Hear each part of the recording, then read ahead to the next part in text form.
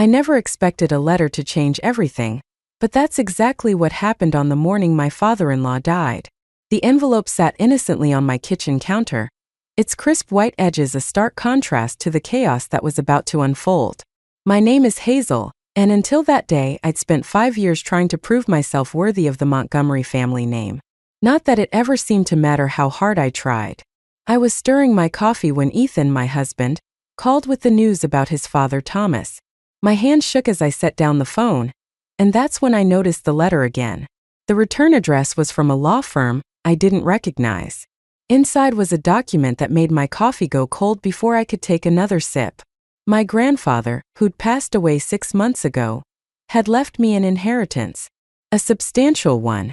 The kind that changes lives. This has to be a mistake, I whispered to my empty kitchen. But there it was in black and white. $2 million plus some property I didn't even know he owned. My phone buzzed again.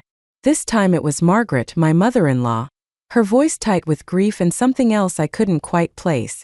Hazel dear, we need you at the house. The family's gathering. I glanced at the letter again, wondering if I should mention it. Something in my gut said to wait. The Montgomery mansion looked exactly as it always did. Imposing and perfect even in mourning. As I walked up the manicured path, I spotted Connor's wife Ava watching me through the window, her mascara immaculate despite the tears. There you are, Margaret said as I entered, pulling me into a stiff hug that felt more like a performance than comfort. We have so much to discuss. Thomas's medical bills. She trailed off, dabbing at her eyes with a monogrammed handkerchief. I found Ethan in his father's study, holding a framed photo of the two of them. When he looked up, his eyes were red. He left something for us, he said quietly, holding up an envelope. Asked me not to open it until. He couldn't finish the sentence. That's when I noticed the law firm name on his envelope matched the one on mine.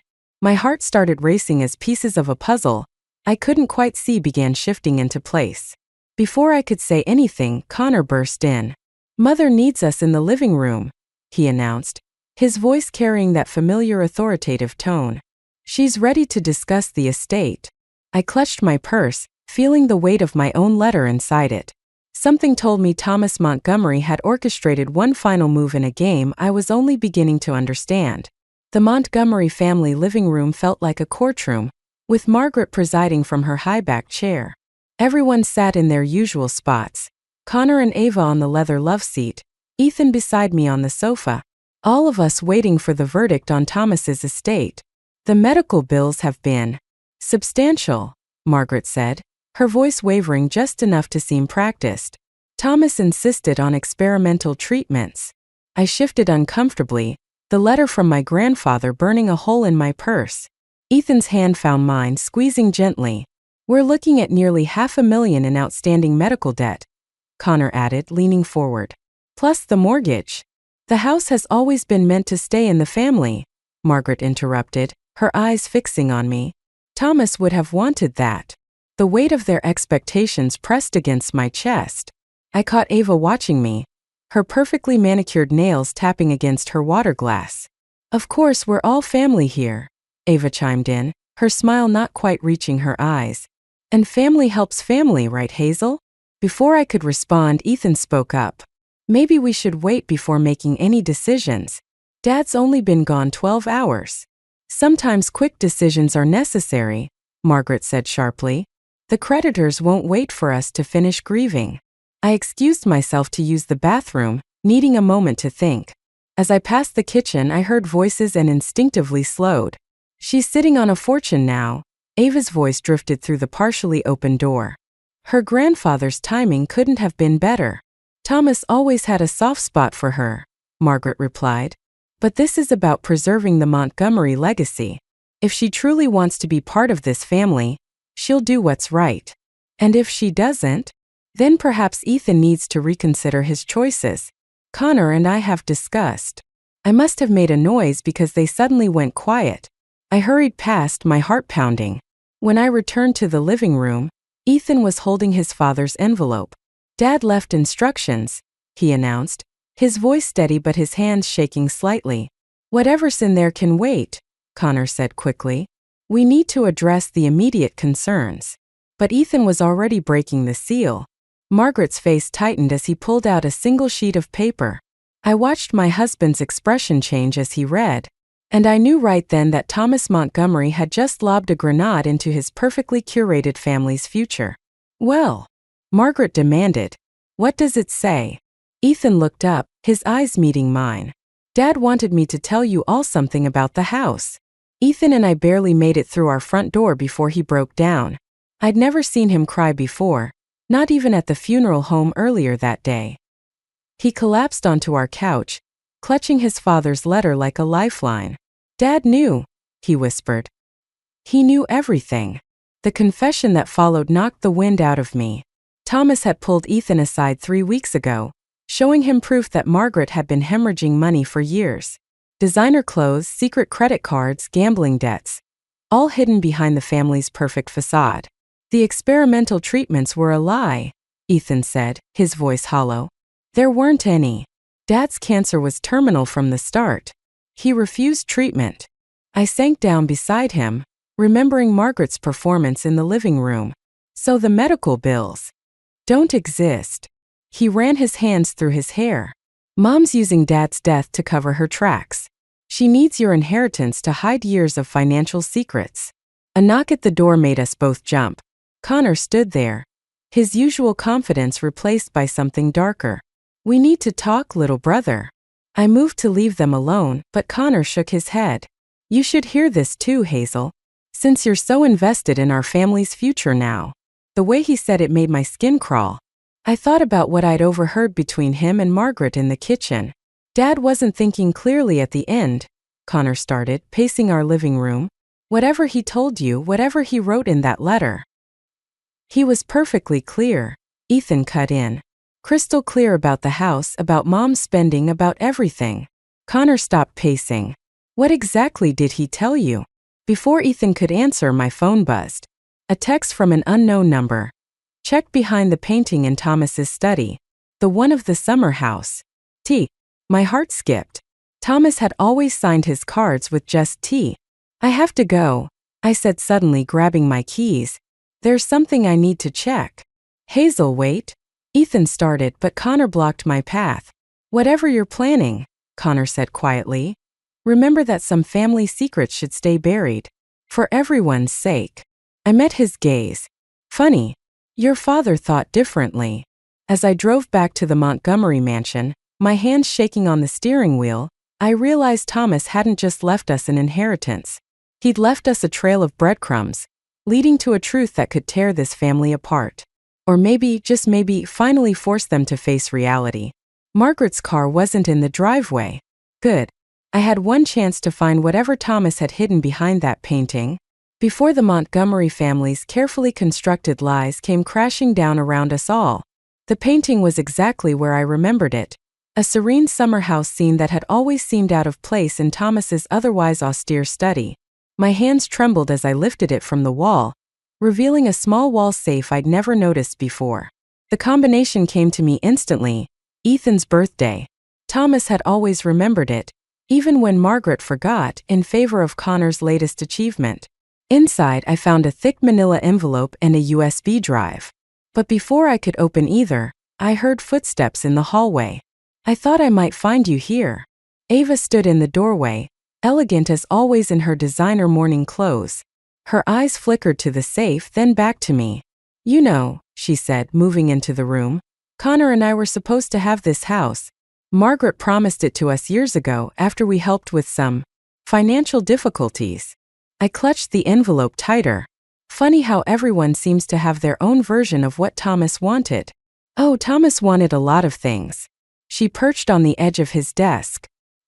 He wanted Ethan to stand up to his mother. Wanted Connor to stop enabling her. Wanted me to. She paused, something dark crossing her face. "Well, that doesn't matter now. What do you want, Ava?" "To make a deal." She pulled out her phone, showing me a photo that made my blood run cold. It was a bank statement, my grandfather's, dated just before he died. "Your inheritance isn't quite what you think it is." My mind raced. Where did you get that? Let's just say Thomas wasn't the only one keeping records. She smiled, but it didn't reach her eyes. Help us with the house and medical bills, and this stays between us. Fight it, and Connor has some interesting theories about how your grandfather's money really ended up in your account. I thought about Thomas's letter in the safe behind me, about Ethan's tears earlier, about years of subtle manipulation wrapped in designer clothes and family loyalty. You know what's interesting, Ava? I kept my voice steady as I pulled out my phone. I've been recording this entire conversation. The color drained from her face. So here's my deal, I continued. Leave now, and I won't add blackmail to the list of things Thomas documented before he died. She stood slowly, smoothing her skirt. You have no idea what you're getting into. Actually, I said, thinking of the USB drive burning a hole in my pocket, I think I'm finally figuring it out. After she left, I sat in Thomas's chair, surrounded by the ghosts of family secrets. Whatever was on that drive and in this envelope, I knew one thing for certain. The time for playing nice was over. The celebration dinner was Margaret's idea. She'd insisted on hosting it after I transferred the money to pay off the house's mortgage. A peace offering, she'd called it. I should have known better. The dining room sparkled with the good china and crystal glasses that only came out for special occasions. Margaret sat at the head of the table, where Thomas used to sit, beaming like a queen at court.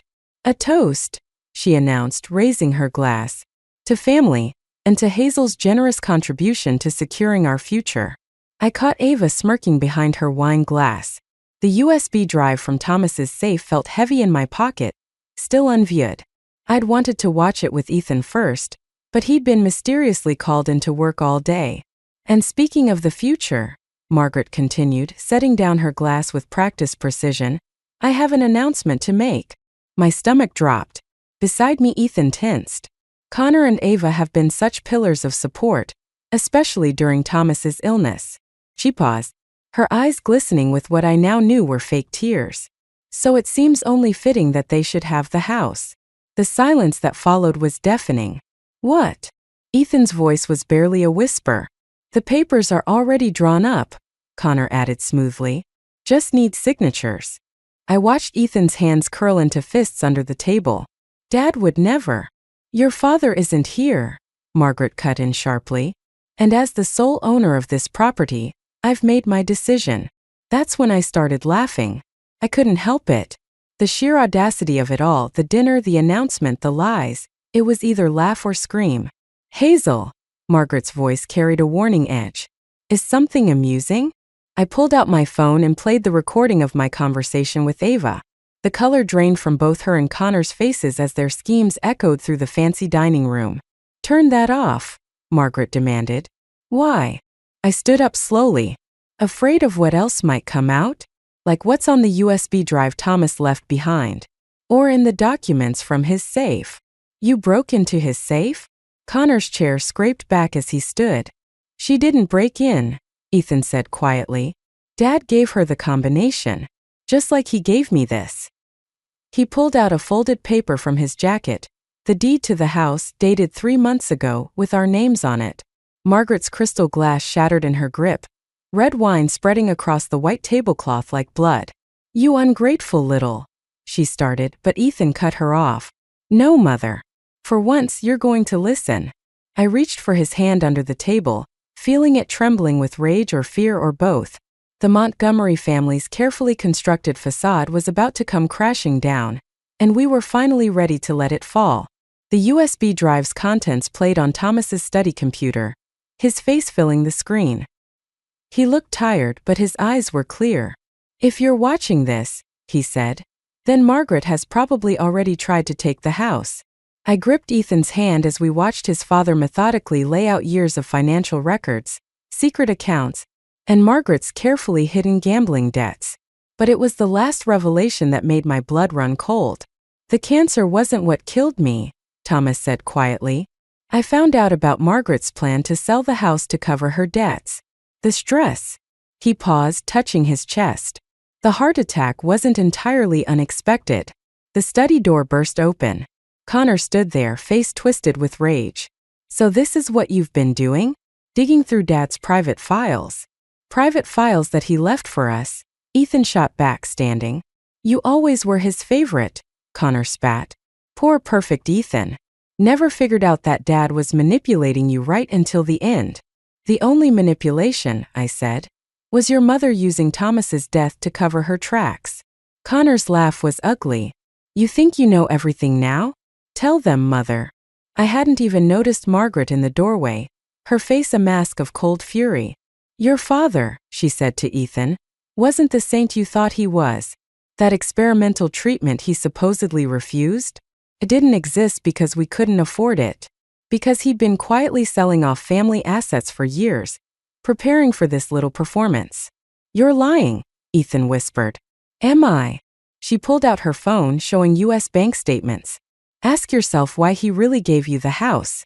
Not to protect you, to punish me. I felt Ethan's resolve wavering beside me. Dad wouldn't. Wouldn't what? Sacrifice his own treatment to set up this elaborate revenge? That's exactly what he did. Margaret's voice cracked. He chose making me look like a villain over staying alive for his family. The weight of her words hung in the air. I looked at Thomas's frozen face on the screen, wondering if we'd ever know the whole truth. Get out, Connor said quietly. Both of you. Before I call the police and report you for breaking and entering. This is our house. I started, but Ethan touched my arm. Let's go, he said, his voice hollow. I need to think. As we drove home in silence, I realized Thomas's final gift might have been a poison pill. In trying to protect us, he'd given Margaret the perfect weapon, doubt. And watching Ethan's face in the darkness, I wondered if some truths were better left buried with the dead. The house deed in my purse felt more like a curse than a victory, and for the first time since this all began, I wasn't sure if we were strong enough to weather what came next. The lawyer's office felt too small for the amount of hatred filling it. Margaret sat across the conference table, flanked by Connor and Ava, while Ethan and I faced them with Thomas's executor between us. These documents, the executor said, spreading papers across the table, show a clear pattern of unauthorized withdrawals from the family trust over the past 5 years. Those withdrawals were authorized, Connor snapped. Dad gave Mom full access. To cover household expenses, I said quietly. Not gambling debts. Margaret's perfectly manicured nails dug into the leather portfolio in front of her. You have no right. Actually, the executor interrupted. She does. He pulled out another document. Thomas Montgomery established a secondary trust, naming Hazel as executor, 3 months before his death. The silence that followed was deafening. That's impossible, Ava whispered. What's impossible? Ethan said, his voice stronger than I'd heard it in days. Is how you all treated him at the end. He knew everything, Mom.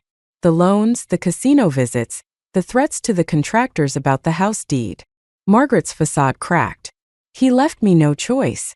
This family's reputation was worth more than his life? I finished. Then getting him proper treatment? You don't understand, she hissed. Connor's business was failing. The country club was gossiping. I had to. Had to what? Ethan stood suddenly. Let Dad die thinking his family cared more about appearances than him? Connor lunged across the table, but the executor's sharp gentleman froze him mid-motion. There's one more document, the executor said, sliding a final envelope across the table. Thomas recorded this conversation the day before his heart attack. The color drained from Margaret's face as her own voice filled the room. Just sign the treatment refusal, Thomas. We need that money for Connor's debts.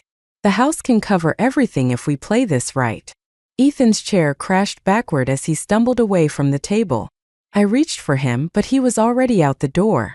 You killed him, Connor whispered, staring at his mother. All this time you let me believe. Margaret's perfectly constructed world crumbled in real time. I was protecting you. Both of you. Everything I did was for yourself, I finished, standing. The house stays with us. The trust stays under my control. And you. I looked at the woman who'd made my life hell for 5 years, seeing her clearly for the first time. You get to live with what you've done. As I turned to follow Ethan, Ava called out, What about family loyalty? I paused at the door. That's exactly what this is about. Just not the way you thought. Behind me, I heard Margaret begin to cry, but I didn't look back. Some broken things weren't meant to be fixed. 6 months after the lawyer's office showdown, I found Margaret sitting on our front porch. She looked smaller somehow, her designer clothes replaced by simple slacks and a sweater. "Connor's selling the company," she said as I approached. "Moving to Seattle with Ava. I suppose you're happy about that." I set down my grocery bags. "I never wanted anyone to lose everything, Margaret." "No," she sighed. "That was always my specialty." She pulled out an envelope. "I found this in Thomas's desk. It's addressed to you and Ethan." My hands trembled as I opened it. Inside was a photo of Thomas and Ethan at the summer house, both laughing. On the back, Thomas had written, "Sometimes protecting family means letting them find their own way." "He knew," Margaret said quietly, "about everything. The gambling, the lies. But he kept giving me chances to come clean." She stood, smoothing her pants. "I didn't deserve them. Why are you here?" "To tell you you were right. About Thomas, about family." She looked at the house, our house now. "And to say I'm sorry. Not for what I did, I'm not there yet. But for what I cost everyone." The door opened behind us. Ethan stood there, frozen at the sight of his mother. "I'm moving in with my sister in Vermont," Margaret continued. "It's time I learned who I am without all the pretense." Ethan's voice was rough. "You could stay. Get help here." "No," she shook her head. "Some distances need to be crossed slowly." She touched the photo in my hands. "Take care of each other." That's what he wanted most. We watched her walk away, her shoulders straight but her steps uncertain. That evening, Ethan and I sat in Thomas's study, our study now. The summer house photo sat framed on the desk, alongside my grandfather's last letter and the house deed. "Dad left one more recording," Ethan said suddenly. "I found it this morning." He pressed play and Thomas's voice filled the room. "If you're listening to this, you've weathered the storm.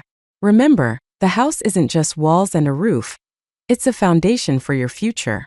Don't let the past haunt its halls." I looked at Ethan, seeing the weight lifting from his shoulders. "What do you think he'd say about all this?" "I think," Ethan smiled, taking my hand, "he'd say we finally learned what he tried to teach us, that real family is built on truth, not appearances."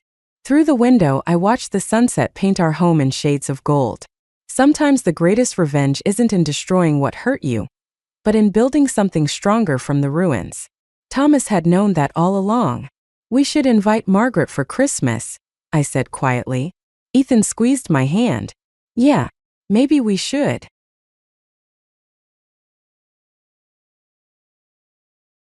I am a 44-year-old woman, recently widowed. My husband passed away at the age of 48 after we spent 20 wonderful years together. During that time, we married twice, once 12 years ago and again 5 years ago, each time reaffirming our commitment to one another. Just a few weeks ago, he was diagnosed with cancer, and before we could even begin to process it, he was gone.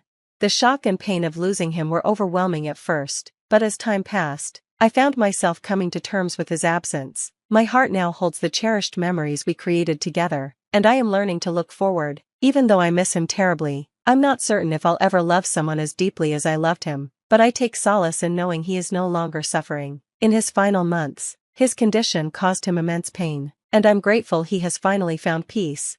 Last week, his funeral brought a bittersweet sense of closure. While I felt a measure of relief, sadness lingered. My husband and I had a strained relationship with his parents, and for the last 8 years, we had no contact with them. His decision to sever ties with his family was rooted in years of mistreatment. They saw him as a source of money, offering little affection or understanding in return.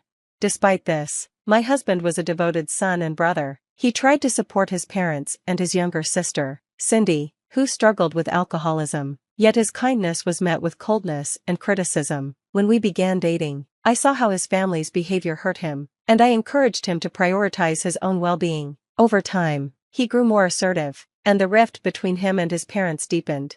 Our relationship with his family reached its breaking point at a Christmas dinner we attended out of courtesy. The evening devolved into relentless criticism of my husband's new business venture. They dismissed his efforts, comparing him unfavorably to Cindy, who had unsuccessfully pursued a similar idea. Unlike her, my husband had thoroughly researched the market and built a strong foundation for his business. The dinner ended in a heated argument, and we decided to cut ties with them for good. For the next 8 years, his parents never reached out, not even when they likely knew he was battling cancer. Yet, to my surprise, they appeared at his funeral. Seeing them after all those years stirred a whirlwind of emotions. I watched them closely during the service, trying to decipher their motives. After the funeral, they approached me, though I thanked them politely for their condolences. I made it clear I didn't wish to resume contact. My husband had chosen to distance himself from them, and now that he was gone, I saw no reason to change that. At first, they maintained a facade of respect, but they soon revealed they had something to discuss. Out of curiosity, I agreed to hear them out, asking them to wait until everyone had left.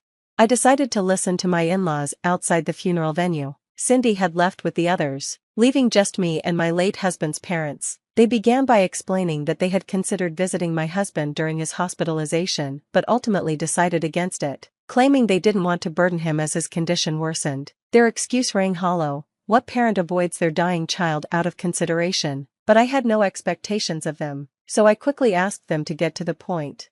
Their hesitation confirmed my suspicion. They weren't there just to grieve. I assumed they wanted closure or to address lingering regrets. But I also suspected another motive, my husband's inheritance. I informed them that all his affairs had already been settled. Everything had been arranged legally before his passing, and it was clear that I would be the sole heir.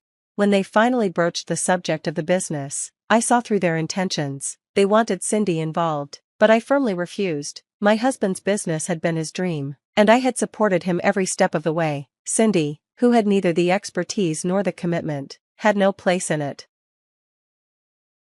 After a tense silence, they shifted their focus to our home, expressing a desire to take ownership. They claimed the house was too big for me to live in alone and suggested they could move in while renting out their own property for additional income. Hearing this, I was outraged. After 8 years of silence, they showed up at the funeral, only to make such audacious demands. I told them to leave, unable to contain my anger any longer. When they protested, claiming they just wanted a calm discussion, I responded coldly. Their audacity to demand respect after years of neglect toward their son was infuriating. They accused me of manipulating my husband and cutting them off from his life. When they threatened to sue for his estate, I reminded them of the will. Everything was explicitly left to me.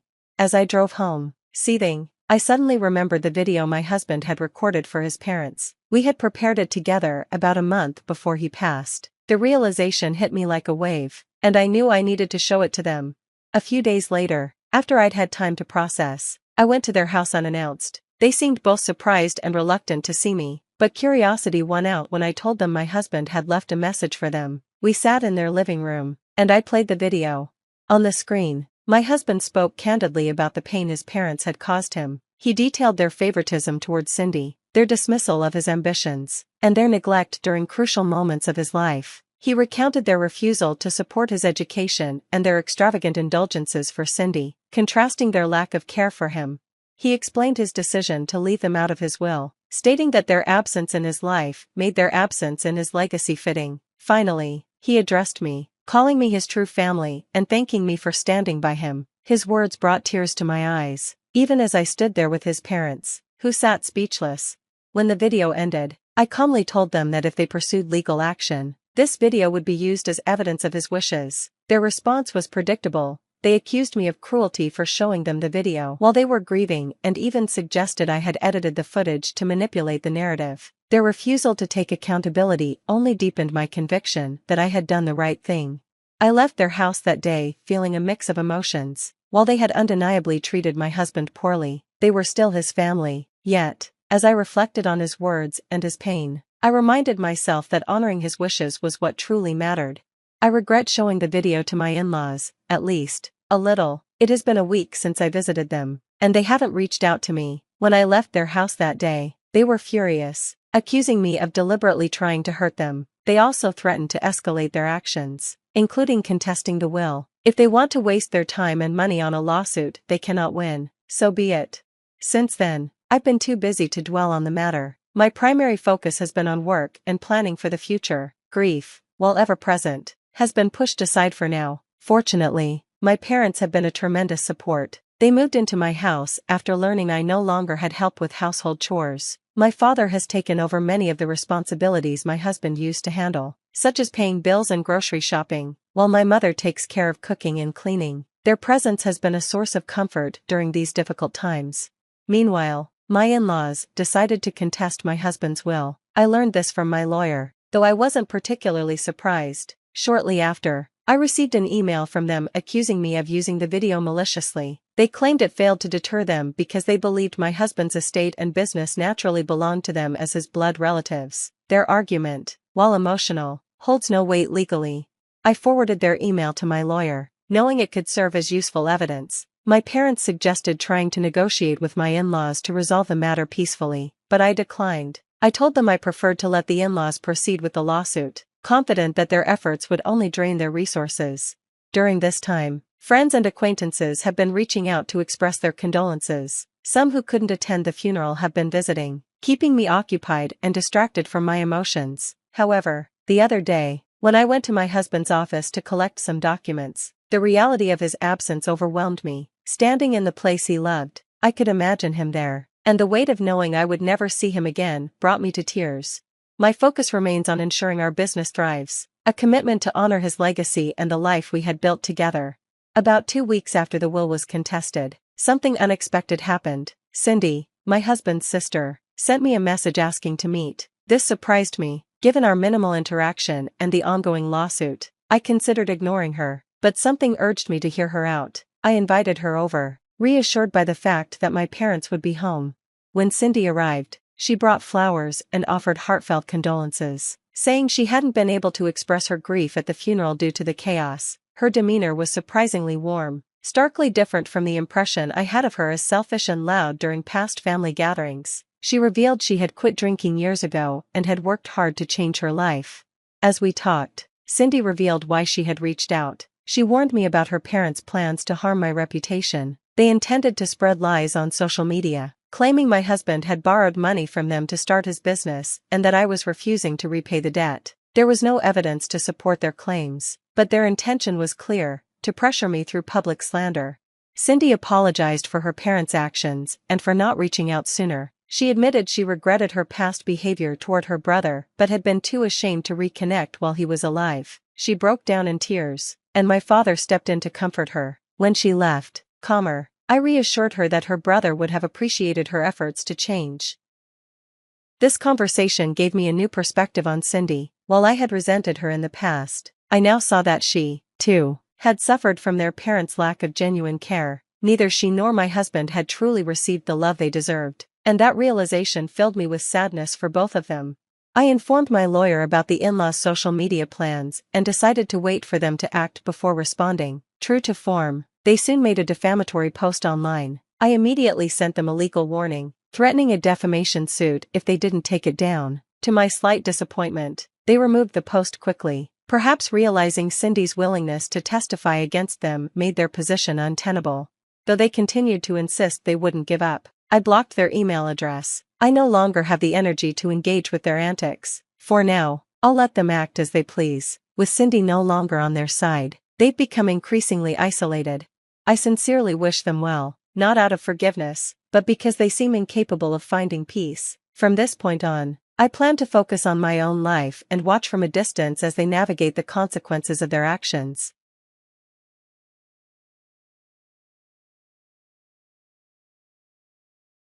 Since Dad might not have much time left, I resolved to endure it for a little longer. You're terrible, Greg, I thought, though I couldn't deny that lately I had begun to view him solely in terms of financial worth. This realization unsettled me. I happened to overhear a discomforting conversation between my brother and his wife. My father, who must have overheard it too, looked sadder than ever. Seeing his expression caused me unbearable pain. Standing beside him, I couldn't remain silent. I reached for the doorknob to intervene, but Dad gently grabbed my hand and shook his head. Don't worry, he said quietly, there's just one thing I need help with. His words hinted at an unexpected measure he was considering against my brother and his wife, but he left it at that. My name is Susan Owen. I am 58 years old and work at a local osteopathic clinic, handling reception and miscellaneous duties. I am the same age as my husband, Robert. Together, we have a 28-year-old daughter. We married at 25. And after years of struggling with infertility, our daughter was born when I was 30. She recently married and moved out, leaving our house a little quieter. Though I sometimes feel lonely, I am genuinely happy for her new chapter in life. I've always preferred a peaceful life, avoiding conflicts wherever possible. Unfortunately, certain individuals in my family made that desire difficult to maintain. My brother Greg, for instance, is my polar opposite, assertive and aggressive. As a child, he delighted in mischief, often at my expense. He once destroyed a cherished plush toy of mine and attached insects I feared to my belongings. The worst was when he released a beloved goldfish of mine into the river. I cried endlessly and still haven't forgiven him for it. When Greg moved out as an adult, our interactions decreased significantly, a development I welcomed. Internally, I hoped to keep my contact with him to a minimum. Yet life had other plans. By chance, Robert ended up working at the same company as Greg. Although they were in different departments, I deliberately refrained from telling Robert much about Greg. Robert, like me, dislikes conflict, and I didn't want to stir unnecessary drama. Robert's gentle nature had always been a source of comfort, even back in college when we first began dating. We had considered marriage from the start and quickly gained approval from both families. Around the time Robert's career stabilized after a significant promotion, Greg brought home a woman he intended to marry, Kate. Kate's arrival marked the beginning of new tensions in my life. One evening, while Robert and I were relaxing on the couch, the doorbell rang.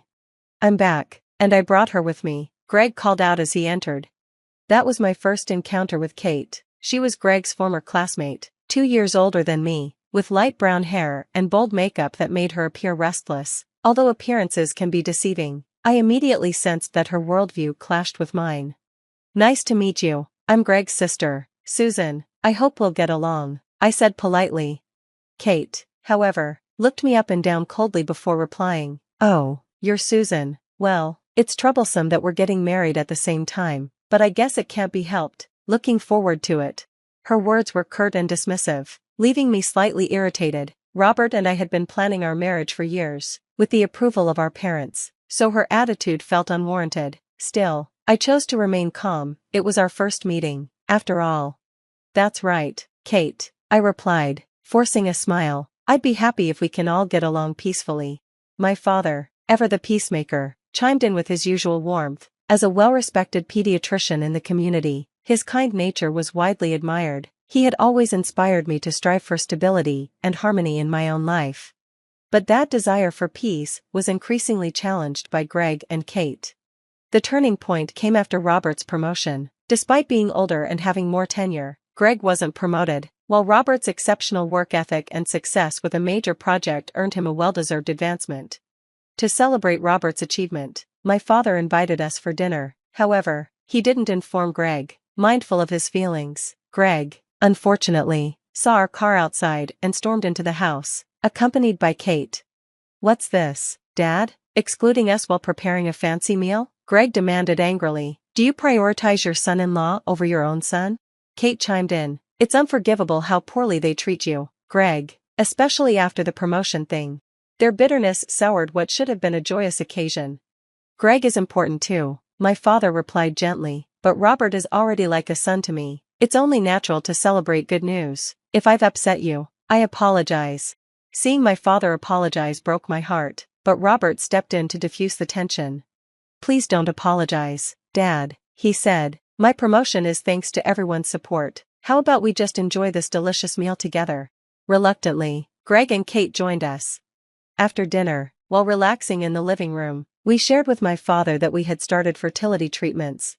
"I see," my father said thoughtfully. "Actually, we were blessed with you and Greg through fertility treatment as well." This revelation astonished me. "Really? I had no idea," I exclaimed. "Yes," my father replied, glancing fondly at my mother. "It was difficult, but worth every effort." His words were reassuring, giving me renewed hope, but Greg and Kate soon returned downstairs, interrupting the moment. "Fertility treatments, Susan? Really?" Kate said disdainfully. Then, in a calculated tone, she added, "Actually, I was waiting until the second trimester to share this, but I'm pregnant." Her announcement stunned everyone. "That's wonderful," I managed to say, though my surprise was tinged with unease. I expressed genuine joy at Kate's pregnancy announcement, but her displeased expression suggested she wasn't convinced of my sincerity. Knowing I was undergoing fertility treatment, it felt like she had chosen this moment intentionally to share her news. Despite that, I congratulated her with all my heart. Later, Greg and Kate welcomed a daughter, and Robert and I continued our fertility treatments. After 3 long years, we finally had a child of our own, a daughter, born through what was to be our final in vitro fertilization attempt. It was a miracle that came just as we had decided to resign ourselves to a life without children. During the treatments, Robert suggested I leave my job. Concerned about the physical and emotional strain of commuting, I became a full-time homemaker, which also allowed me to avoid Kate's sharp remarks and minimize contact with her. However, with the birth of our daughter, my feelings softened, and I began visiting my parents' home more frequently. The first time Kate met our daughter, her comment was as thoughtless as ever. "Your child has such small eyes, so pitiful, but I suppose it runs in the family, doesn't it?" Her words were cutting, and I felt a familiar wave of frustration. Once again, I wished to sever all ties with her. Kate had a knack for making herself seem superior while belittling others. "Don't let it bother you," my mother said soothingly afterward. Her consoling words helped me maintain my composure. Another time, during a visit to my parents, Kate said, "Mother, can I take this bag of rice home?" Before my mother could respond, Kate added, "Don't be stingy, we're out of rice at home," and whisked the bag away with a laugh. My mother later confided in me that Kate often visited unannounced, taking groceries and other necessities without permission. Amid these petty troubles, I received shocking news from my mother. My father had collapsed. Although he was still an active doctor, age had started to catch up with him. Concerned, I rushed to the hospital to check on him. To my relief, when I arrived, he seemed as energetic as ever. How can he look this well and still be hospitalized? I wondered aloud.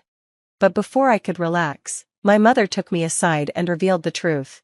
"Susan, your father has cancer." "What, cancer? He just came in, how can you know already?" "We've been hiding it for a while, he's known for months." I was speechless. Turning to my father, I asked, "Dad, did you know?" "Yes," he admitted, but by the time I realized, it was too late. "I likely have about 3 months left." Normally optimistic, my father seemed unusually somber that day. "Dad, why didn't you tell us sooner?" I asked, tears streaming down my face. "I wanted to minimize the time you'd have to feel sad." "I'm sorry," he said, regret evident in his voice. He then made a heartfelt request. "I'd like to spend my final days at home. It might be a bother, but is that okay?" "Of course, Dad, I'll talk to Robert, and we'll make it work." From then on, I spent most of my time at my parents' house. My daughter, who lived 2 hours away by train, visited often to see her grandfather, which delighted him. Robert, despite his busy schedule, provided unwavering support, helping with errands and spending time with my father. When I informed Greg and Kate about the situation, they suddenly stopped visiting altogether. However, a few days later, my father invited both families to his house. "There's something about the inheritance I need to discuss," he said. Greg and Kate's eyes lit up. "My assets amount to about $5 million, my father revealed. The room fell silent, everyone except my mother stunned by the amount. He explained that, in addition to his income as a doctor, he had amassed wealth through stock investments. "I want to take my time and carefully decide how to handle this. I'd appreciate everyone's understanding," he added. Greg, who had shown little interest in our father's health until now, quickly responded, "Of course, Dad." I could barely contain my anger, but I stayed silent.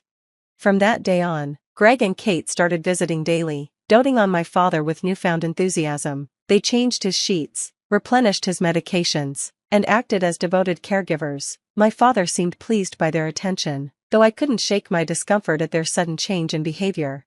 One evening, as my parents and I returned from the hospital, I noticed unfamiliar shoes in the entryway. It was Greg and Kate. Heading to the living room with my father, I overheard their conversation. $5 million is incredible. Dad will be gone soon, so let's just endure it a little longer," Greg said. "Terrible, aren't you?" Kate teased, though she didn't seem entirely opposed. Hearing this, my father's face grew sadder than I had ever seen. Unable to bear it, I stepped forward to confront them, but my father stopped me with a gentle shake of his head. "Don't worry," he said quietly, "there's just one thing I need help with." The next day, Greg and Kate resumed their caregiving duties, but my father, now more perceptive than ever, confronted them with surprising frankness. "You must be eager for the inheritance," he said. Greg and Kate froze.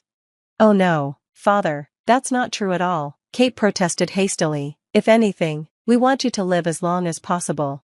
My father's response was a knowing laugh. Watching their flustered reactions, I couldn't help but find the scene almost absurd. Later that evening, Robert arrived early from work to join us for dinner. "Hello, Father," he greeted warmly. In that moment, amidst all the chaos and pretenses, I realized just how fortunate I was to have a husband like Robert, a man whose kindness and sincerity were a steadying presence in my life. One evening, Robert brought a basket of delicious-looking grapes to share. "Let's chill these and enjoy them later," he said with a warm smile. My father beamed. "What magnificent fruits, I can't wait to try them." "Thank you." Robert, as always, helped prepare dinner, and soon we all sat down at the table. It was during this meal that Robert brought up an unexpected topic. "I heard that Greg quit his job," he said, looking around the table. Surprised, we couldn't immediately respond. "It seems he didn't quit voluntarily, he was fired," Robert continued. "What happened?" I asked, trying to process this new information. Robert explained that Greg's work performance had been declining for some time. He'd been reprimanded repeatedly and, after a heated argument with a client and his supervisor, he was forced to resign. The timing struck me as significant. That was right after Father mentioned the inheritance, wasn't it? Robert nodded. "It seems so." My father sighed deeply. "That child used to be so promising. I don't know where things went wrong." His face reflected a profound sadness that was hard to bear. Sensing the mood, Robert changed the subject. "Let's not let the food get cold. Thank you for everything, Father. We're so grateful to have you in our lives." His words brought a faint smile to my father's face. "Thank you, Robert. I'm glad you joined our family." With a renewed sense of resolve, my father stood up, leaning on his cane. "I've made up my mind about something and need everyone's cooperation," he declared. He handed us an envelope. Inside was a document outlining his final wishes. After hearing his explanation, we were surprised but agreed to honor his plan. 2 weeks later, my father passed away peacefully, surrounded by my mother, Robert, and me. We couldn't reach Greg or Kate in time, and they were absent during those final moments. The funeral, announced through my father's hospital, was attended by many of his patients and colleagues. It was a testament to how deeply he was loved and respected. After the funeral, Greg immediately brought up the topic of inheritance. "Father just passed away, and you're already talking about this?" I said, struggling to hide my disappointment. Kate chimed in, seemingly unfazed. "Everyone grieves differently, but we need to sort out the estate quickly." Robert, who rarely raised his voice, finally snapped, "Neither of you deserves anything from this inheritance. Your behavior has been disgraceful." Greg, face red with anger, retorted, "You don't need the money, Robert. You're already earning a high salary." Kate added, "Let's just split the $5 million and move on." Shaking with anger, I said, "You're planning a trip to Hawaii while we're still grieving? Have you no shame?" Unperturbed, Kate shrugged, "We'll be back after the trip. Just transfer our share of the inheritance to our account." Before leaving, they handed over their bank details, expecting their windfall. A few days later, they returned from Hawaii, offering a can of macadamia nuts as a souvenir. "So, about the inheritance," Greg said, "we noticed nothing's been deposited yet." "It's already been divided," I replied calmly. They scoffed. "There's only $1,000 in the account. What's going on?" I handed them my father's will. It stated that the majority of the estate was left to my mother and me, with $500,000 each. Greg received only $11,000, and the rest was donated to pediatric medicine. Greg's face turned pale as realization dawned. I signed a document. "Dad said it was for my share of $5 million, Greg stammered. "Did you even read it?" I asked. "That was a deed of renunciation. You waived your right to the inheritance entirely." Kate's face twisted in anger. "Greg quit his job because we thought we were getting $5 million. We've spent all our savings." Desperate, she pleaded with my mother, "Please, at least give us $100,000. Greg's your son." My mother, holding back tears, shook her head. "I'm sorry, but I can't. Your actions have only ever revolved around money. The $1,000 was your father's final act of kindness. Use it wisely." With that, she left the room. Greg and Kate begged for more, but I had had enough. "You've belittled our family for years. You took groceries and money without shame. I'm done. Leave and don't come back." Defeated, they left, their once lofty expectations shattered. In the years that followed, Greg and Kate's life unraveled. Greg, jobless and unable to maintain their mortgage, lost their home. They moved into a small apartment, struggling to make ends meet with day labor. Even their daughter, knowing the full story, refused to help them. Meanwhile, I used the inheritance to renovate the family home, making it safe and accessible for my mother. Most joyously, my daughter gave birth to a healthy baby boy, my first grandchild. My mother, overjoyed, found a new spark of happiness playing with her great-grandson. After years of turmoil, peace finally settled over our lives. I now cherish each day spent with my precious family, treasuring the calm and fulfillment that had long eluded us.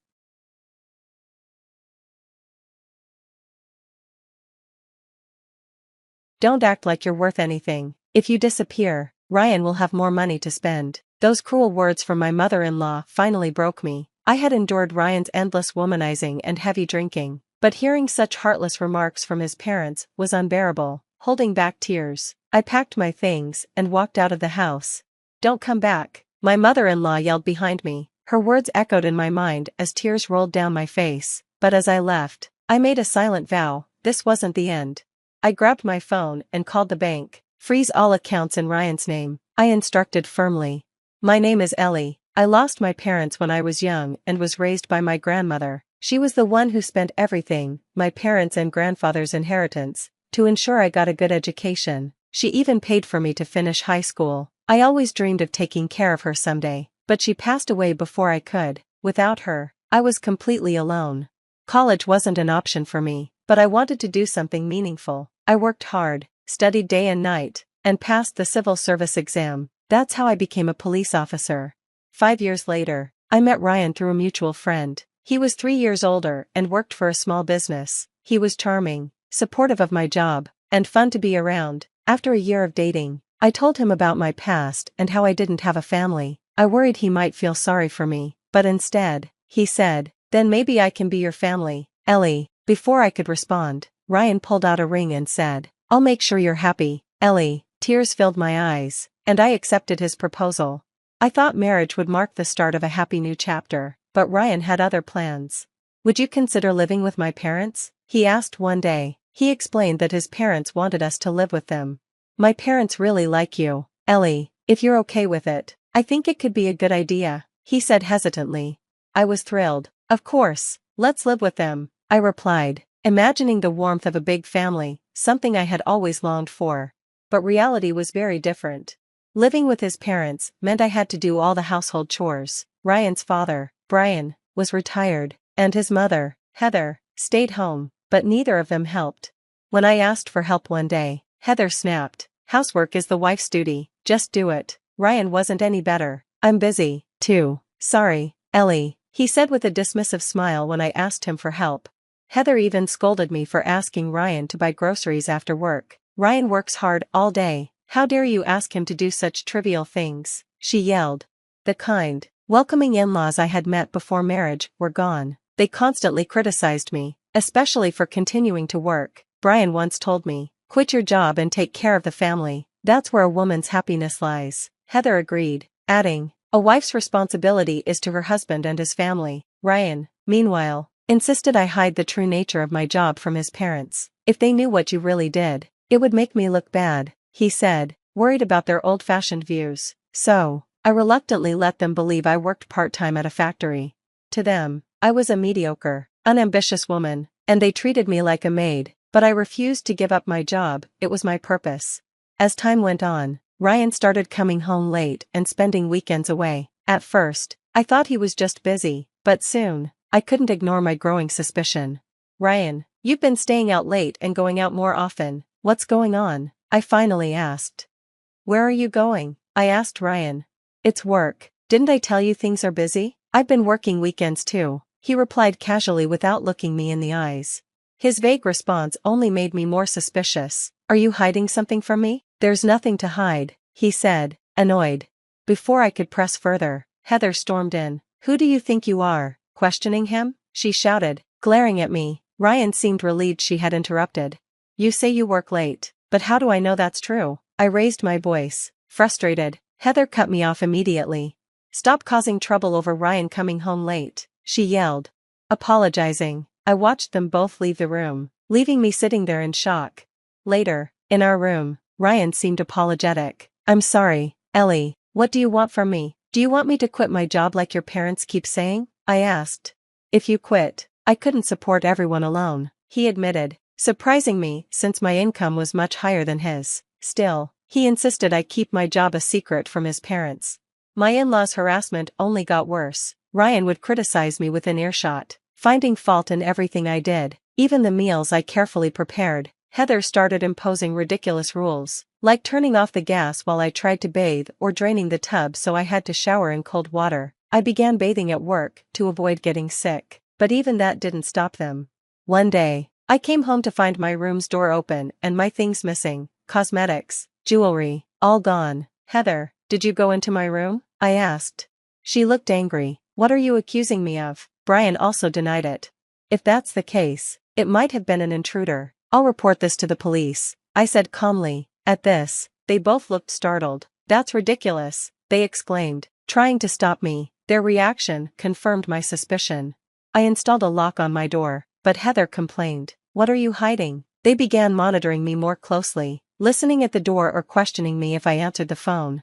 When I told Ryan about their behavior, including the cold showers and constant restrictions, he dismissed my concerns. "Doesn't your workplace have a shower?" he asked with a smile. "How long do I have to endure this? I keep my job a secret, deal with their abuse, and you won't even help me," I cried. "If you hate it so much, just quit your job. Maybe my parents will stop bothering you," he replied, annoyed. That evening, Ryan drank heavily, as he often did. Whenever he drank, he refused to listen to me and would shout if I tried to talk. "Are you really going to work, or are you spending time with someone else?" I finally asked, unable to hold back. Ryan's tone turned cold. "What are you implying? You're cheating, aren't you?" I accused him. "Without proof. Don't accuse me. If you're serious, bring the divorce papers. I'll sign them," he said before leaving the room. I was stunned. I had trusted him, thinking he'd change, but his words shattered me. I realized there was no reason to keep sacrificing myself for him or his family. The next morning, after another night shift, I made breakfast. Brian sneered. "Out all night again? Who knows what you're really doing out there? I told you, I work night shifts. Why are you always suspicious?" I tried to stay calm, but he glared at me. "You say that, but you're probably out cheating," he said. Heather nodded in agreement, clearly enjoying the accusations. That was the last straw. I quietly packed my bags, ignoring their insults. "If you're gone, Ryan will have more spending money. He'll be happier without you," Heather said smugly as I walked out the door. "Thank you for everything. Don't ever contact me again," I said firmly and left. Tears streamed down my face, but I promised myself this wasn't the end. I took out my phone and called the bank. "Please freeze all accounts under Ryan's name," I instructed.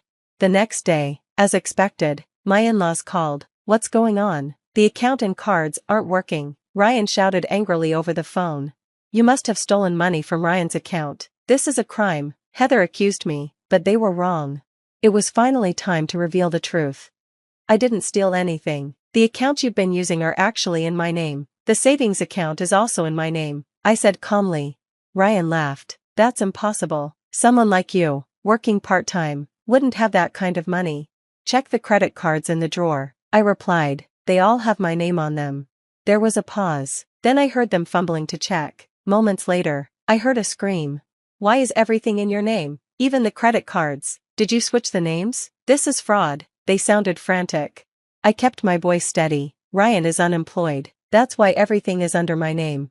Silence followed. It was clear they didn't know how to respond. I explained that Ryan had lost his job 6 months ago after causing trouble at work. He'd been pretending to go to the office, but was really spending his days in internet cafes and meeting women he found on dating apps. He'd even been caught with his boss's wife, which is why he was fired. Despite losing his job, he kept seeing other women and spent his part-time income on them. Meanwhile, I was the one earning money to support the household. Ryan scoffed. "What are you talking about? You couldn't possibly be supporting the household."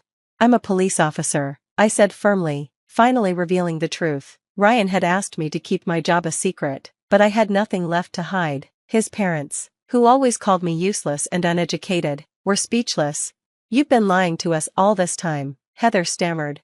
"I didn't lie, Ryan did," I replied. I explained how I had been working hard to save for our future while Ryan spent our money on his affairs. Brian tried to dismiss it. "We never needed your money anyway." "That's fine," I replied. "You won't have it anymore. I won't be staying." I showed them the evidence I had collected of their harassment, recordings, photos, and proof of the restrictions they had placed on me. "You can't do anything with this. We're family," Brian said smugly.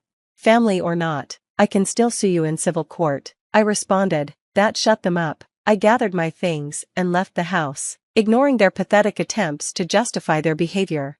Later, at my lawyer's office, I had Ryan meet me. He arrived reeking of alcohol, his mood overly cheerful, as though he didn't understand the seriousness of the situation. "You've been cheating on me, haven't you?" I asked. "So what?" he replied with a smirk. "You even lost your job because of an affair," I said, watching his face twist in irritation. "If you're unhappy, we can just get a divorce," he snapped. "Fine," I said, "let's get divorced." He didn't expect me to agree so easily. Still, he signed the papers without much thought. I handed him a harsh reality: without me, he wouldn't have access to the accounts or savings anymore. His face turned pale when he realized how much he depended on my income. Ryan tried to backtrack, begging me not to leave. "I promise I'll change. My parents won't bother you anymore." "It's not me you need," I said. "It's my money." I also made it clear that his cheating would cost him. If he didn't cooperate with the divorce, I would go after the women he'd been seeing and demand compensation from them, too. I had all the evidence I needed. In the end, Ryan agreed to pay alimony and signed the divorce papers. A few days later, I filed the papers at City Hall and my marriage was officially over. I also sued my in-laws for emotional distress and won a small compensation. It wasn't much, but it was symbolic, a victory for my dignity. Ryan and his parents had to sell their house and move into a tiny apartment. I heard they're now struggling with part-time jobs to make ends meet. Ryan's mistresses abandoned him, and he hasn't had any luck finding a new partner.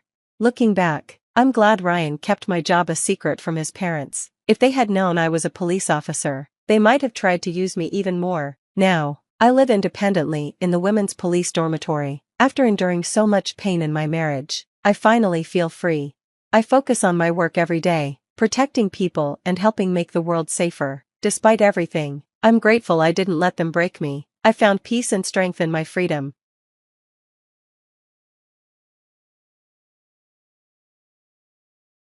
When I first met Henry, he was everything I ever dreamed of in a partner: charming, supportive, and full of promises about the life we'd build together.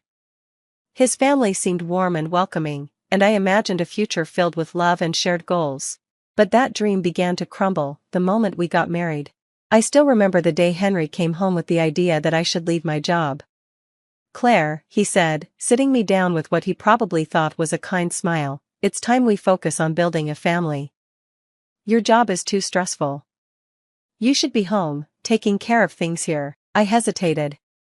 I loved my job, it gave me purpose and independence, but Henry insisted, and soon, his mother and sisters began chiming in. "It's what's best for the family," his mother said firmly. "A wife's place is at home." I gave in, believing Henry's assurances that this was temporary. But the weeks turned into months, and soon I found myself trapped in a life I didn't recognize. Every day became a never-ending cycle of chores. Cleaning, cooking, serving his parents and siblings. I couldn't even sit at the table to eat. I was expected to stand by and serve everyone else. I didn't sign up for this, I thought to myself countless times, but voicing those thoughts only led to arguments. "You're ungrateful," Henry would snap. "This is how families work. Stop being selfish." But the breaking point came when I overheard his younger brother, Daniel, talking to their mother one evening. "I can't believe you let Claire do all this," Daniel said, his voice sharp. "She left her career for this? Henry shouldn't be okay with this." His words struck a chord in me, but I didn't dare say anything at the time. After all, I had nowhere to turn. The isolation became unbearable. I had no income, no independence, and no one to talk to. Henry's family treated me as nothing more than a servant, and Henry, well, he was no longer the man I thought I married. I spent nights crying quietly, wondering if this was all there was to my life now. Little did I know, Daniel's words would soon set off a chain of events that would change everything. "Claire," Daniel said one day when the family was out, "I need to talk to you." His expression was serious, and for a moment, I felt a flicker of hope. "What is it?" I asked hesitantly. "I don't think this is right, the way they're treating you. I've seen it, and I can't stay quiet anymore." My heart pounded as I listened to him. For the first time, someone had acknowledged my struggles. And that was the beginning of my fight to reclaim my life. Daniel's words lingered in my mind for days. I didn't know how to process them. Someone in this family, my husband's family, had actually seen through the facade and acknowledged my pain. One evening, Daniel found me in the kitchen, elbows deep in soapy water. He placed a cup of tea on the counter and leaned against the wall, his brow furrowed. "Claire," he started, his voice low, "can I ask you something?" I nodded, unsure where this was going. "Why haven't you told Henry how you feel about all of this?" He gestured vaguely, as if the oppressive weight of my situation hung in the air. I laughed bitterly, drying my hands on a dish towel. "You think I haven't tried? Henry's made it clear where his priorities lie. This isn't my life anymore, it's theirs. I'm just part of the furniture." Daniel's face darkened. "That's not right," he said, shaking his head. "It's not supposed to be this way. Look, Claire, I know it's not my place, but you don't deserve this. None of it." His words were kind, but they stung. I didn't need another reminder of how far I'd fallen. "What am I supposed to do, Daniel? I don't have a job, no savings. I have nothing to my name." My voice cracked, and I quickly turned away to hide the tears welling up in my eyes. Daniel hesitated before speaking again. "You're stronger than you think, Claire. And you have more options than you realize. You just need someone to remind you of that." Over the next few weeks, Daniel became an unlikely ally. He found small ways to lighten my load, helping with chores when no one was looking or deflecting their constant demands. "Why do you care so much?" I asked him one day, genuinely curious. He hesitated, then shrugged. "Because I've seen what this family can do to people. And you're different. You deserve better." His words planted a seed of something I hadn't felt in a long time, hope. One day, while I was cleaning the living room, Daniel walked in with a worn envelope in his hand. "What's this?" I asked, confused. "Open it," he said, a small smile playing on his lips. Inside was a job posting, a position at a local nonprofit organization. It wasn't glamorous, but it was something. "I don't have the confidence to apply," I admitted, feeling the familiar weight of doubt pressing down on me. "Then let me help you," Daniel said firmly. "You're capable, Claire. You just need to believe it." With Daniel's encouragement, I secretly began working on my application. For the first time in months, I felt a spark of purpose. But as I started to rebuild my confidence, I also became more aware of how toxic my environment truly was. One evening, as I sat down to dinner with Henry's family, his mother made an offhand comment that nearly shattered me. "Claire, don't forget your place. You're here because we allow it," she said, her tone dripping with condescension. I clenched my fists under the table, feeling a surge of anger. For the first time, I wanted to fight back, not just for myself, but for the life I deserved. Little did I know, this was only the beginning of a confrontation that would change everything. The storm that had been brewing inside me finally erupted the day I overheard Henry and his mother talking in the living room. I had been cleaning the hallway when their voices, sharp and cutting, reached my ears. "She's a burden," Henry, his mother hissed. "Claire brings nothing to this family, no money, no status, why do we keep her around?" My heart twisted as I waited for Henry to defend me. To my shock, his response was even worse.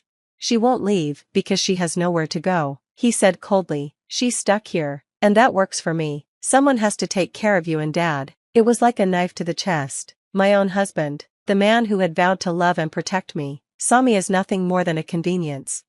That evening, I sat alone in the tiny room they called my space, staring at the job application I had completed with Daniel's help. His words echoed in my mind, "You're capable, you just need to believe it." I realized then that staying in this house was a choice. They could only hold power over me if I let them. With shaking hands, I sent the application. The moment I hit submit, it felt like a small weight had lifted from my shoulders. The next day, Daniel noticed a change in me. "You're standing taller," he said with a grin. "I finally did it," I told him. I applied for the job. He beamed. That's amazing, Claire. You're taking back control of your life. For the first time in months, I felt a flicker of pride. But the family was not blind to the shift in my demeanor. Henry's mother grew suspicious, her sharp eyes watching my every move. What are you up to, Claire? She asked one morning, her tone dripping with accusation. Nothing you'd care about, I replied, surprising even myself with the firmness in my voice. Her glare could have cut through steel. Don't forget who holds the power here, she snapped. But her words no longer had the same effect. I was done being a victim. Days turned into weeks, and I heard nothing about the job. Doubts began to creep in, but Daniel reassured me. Good things take time, he said, just keep believing in yourself. Then, one evening, my phone buzzed. It was an email from the nonprofit organization. My hands trembled as I opened it. We're pleased to invite you for an interview, it read. The next challenge was getting to the interview without anyone finding out. Henry and his mother controlled my schedule so tightly that sneaking away seemed impossible, but Daniel came to the rescue once again. I'll cover for you, he said, whatever it takes. You're going to that interview. The morning of the interview, I dressed in the best clothes I could find, trying to ignore the fact that they were years out of style. Daniel gave me a thumbs up as I slipped out the door. The interview was nerve-wracking, but for the first time in a long time, I felt like myself again. The interviewer, a kind woman named Lisa, seemed genuinely impressed by my answers. As I left the building, I felt a surge of hope. Maybe, just maybe, things were starting to change. When I returned home, however, Henry's mother was waiting for me. Where were you? She demanded, her voice icy. Out, I said simply, meeting her gaze with a steadiness that surprised us both. Her eyes narrowed. Don't think you can defy me, Claire. This is my house, and you live here on my terms. But I didn't feel fear this time. I felt something else entirely, defiance. I didn't know it then, but my small act of rebellion had set the stage for a confrontation that would finally break my chains. A week later, I was helping Daniel prepare lunch in the kitchen when my phone buzzed. It was a call from the nonprofit organization.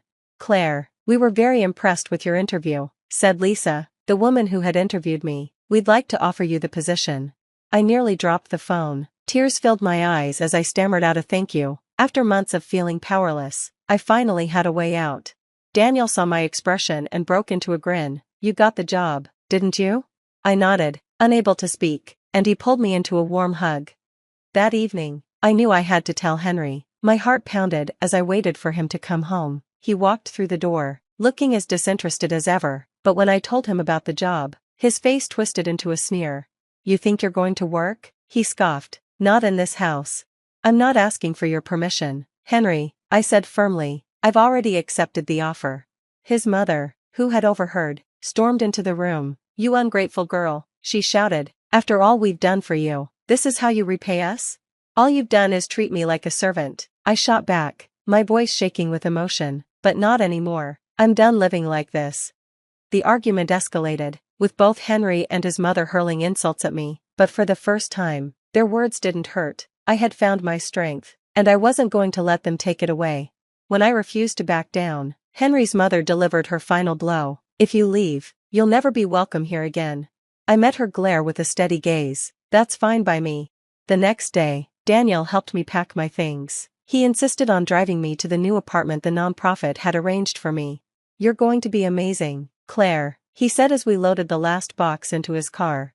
Tears streamed down my face as I hugged him. Thank you, Daniel, for everything. Moving into the small, humble apartment felt like stepping into a new life. It wasn't luxurious, but it was mine. For the first time in years, I felt a sense of peace. The job was challenging, but fulfilling. I spent my days helping women who had faced hardships similar to mine, and in doing so, I found healing. Months passed, and I thrived in my new life. Then, one day, I received an unexpected visitor, Henry. He looked thinner, more tired than I remembered. Claire, he said, his voice trembling, I made a mistake. Please come back. I stared at him, feeling a strange mix of pity and triumph. You didn't just make a mistake, Henry, I said. You destroyed what we had, and I've moved on. As I closed the door on him, I felt a sense of closure. The woman who had been too afraid to stand up for herself was gone. In her place was someone stronger, someone who had reclaimed her life. That night, I sat in my little apartment, thinking about how far I had come. My phone buzzed with a message from Daniel. Proud of you, sis. For the first time in years, I smiled, a genuine, unburdened smile. I was free.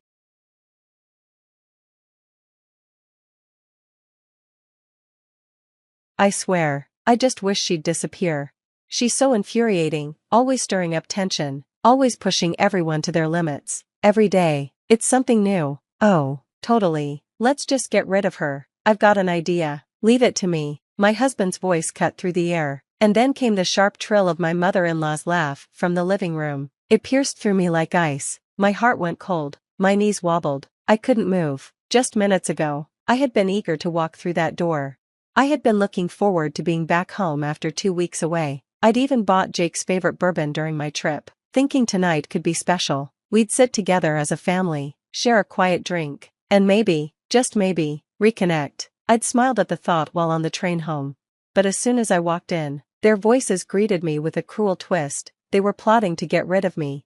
10 years. 10 years of my life poured into this family, and in that moment, it all felt like ash. I thought about every morning I'd risen early to make breakfast, the late nights I'd spent cooking dinners tailored to their tastes, and the weekends planning meals they'd enjoy. My heart ached at the thought of it.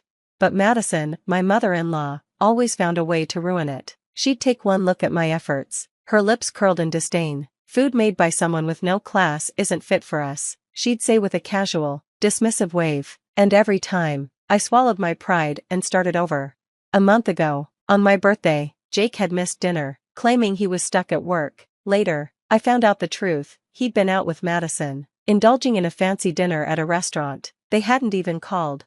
Now, standing in the hallway, the anger and sadness I'd been suppressing for a decade rose like a tidal wave. I could hear them laughing, chatting in the living room about how to push me out of the house, like I was nothing more than a problem to solve. I gripped the handle of my suitcase tightly. My name is Sarah Green. I'm 35 years old. I'm an architect, a career I've poured my heart and soul into. My work has taken me around the globe, Paris, New York, Dubai, designing innovative spaces meant to bring joy to people's lives. Madison knows none of this. To her, a woman's place is in the home. She sees my work as a side hustle, something I do to help out. She has no idea of the life I've built for myself, the achievements I've earned. I still carry the words of my father, who believed architecture had the power to warm hearts and shape the world. Beauty in design is beauty in life, he used to say. After losing both my parents in a car accident when I was 15, those words became my guiding light. I graduated at the top of my class in college, landed a prestigious position at a global architecture firm, and spent my 20s thriving. Dating? That wasn't even on my radar. I had my work, and that was enough. Then I met Jake.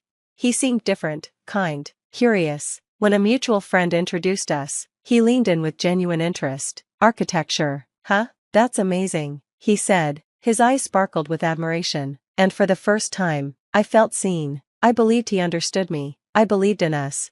So, I married him. I thought I'd found the warmth of family that I had missed for so long. We moved into a cozy apartment together, spent weekends decorating, choosing curtains, setting a small plant on the windowsill. It was simple, but it felt real.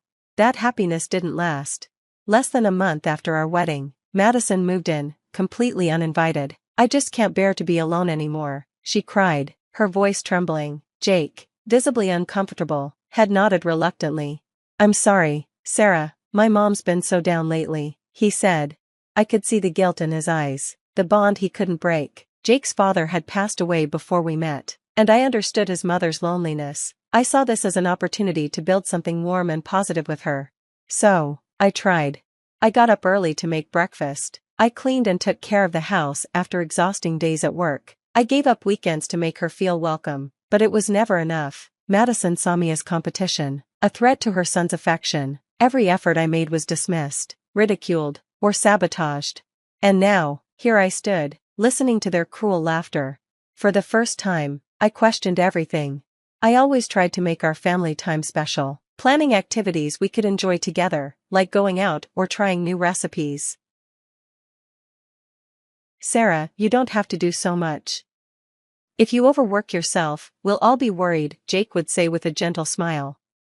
His words should have comforted me, but instead, they made me want to push myself harder. I wanted everything to be perfect. But Madison's attitude slowly shifted from indifference to outright hostility. "This soup is awfully bland." "Jake, how are you supposed to get your nutrients like this?" she remarked one evening, her words slicing through the air. "I'm so sorry." "I'll do better next time," I replied, keeping my voice steady even as I fought back tears. She didn't stop there. "And look at the way this laundry is folded. You're so busy with work, but this?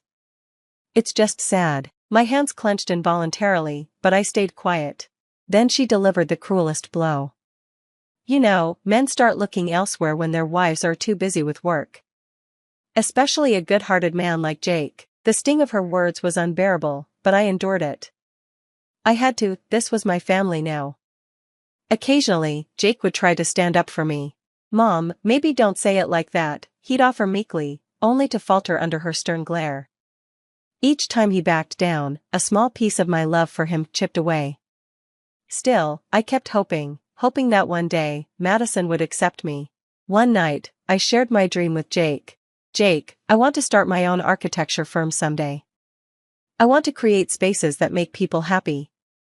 And if I could do that, I'd have more time for us too." "That's incredible, Sarah. You'll make it happen, I know it," he said with a smile that, for a moment, made me feel like I had a true partner. When I landed a major project recently, one that could establish me as a serious architect, I told Jake, excited for his support. At first, he seemed genuinely happy. "Wow, that's amazing, Sarah," he said, but his smile didn't reach his eyes. His gaze dropped to the floor, and I saw hesitation flicker across his face. "Just, make sure you don't neglect things here at home, okay? Mom's been worried," he added softly. As if summoned, Madison appeared, placing a hand firmly on his shoulder. Her disapproving stare cut into me. In that moment, Jake's insecurities and Madison's jealousy were crystal clear. Still, I clung to the hope that one day, we could truly be a family. That night shattered that hope. I was finishing the dishes when Madison's sharp voice rang out from the living room. "Sarah!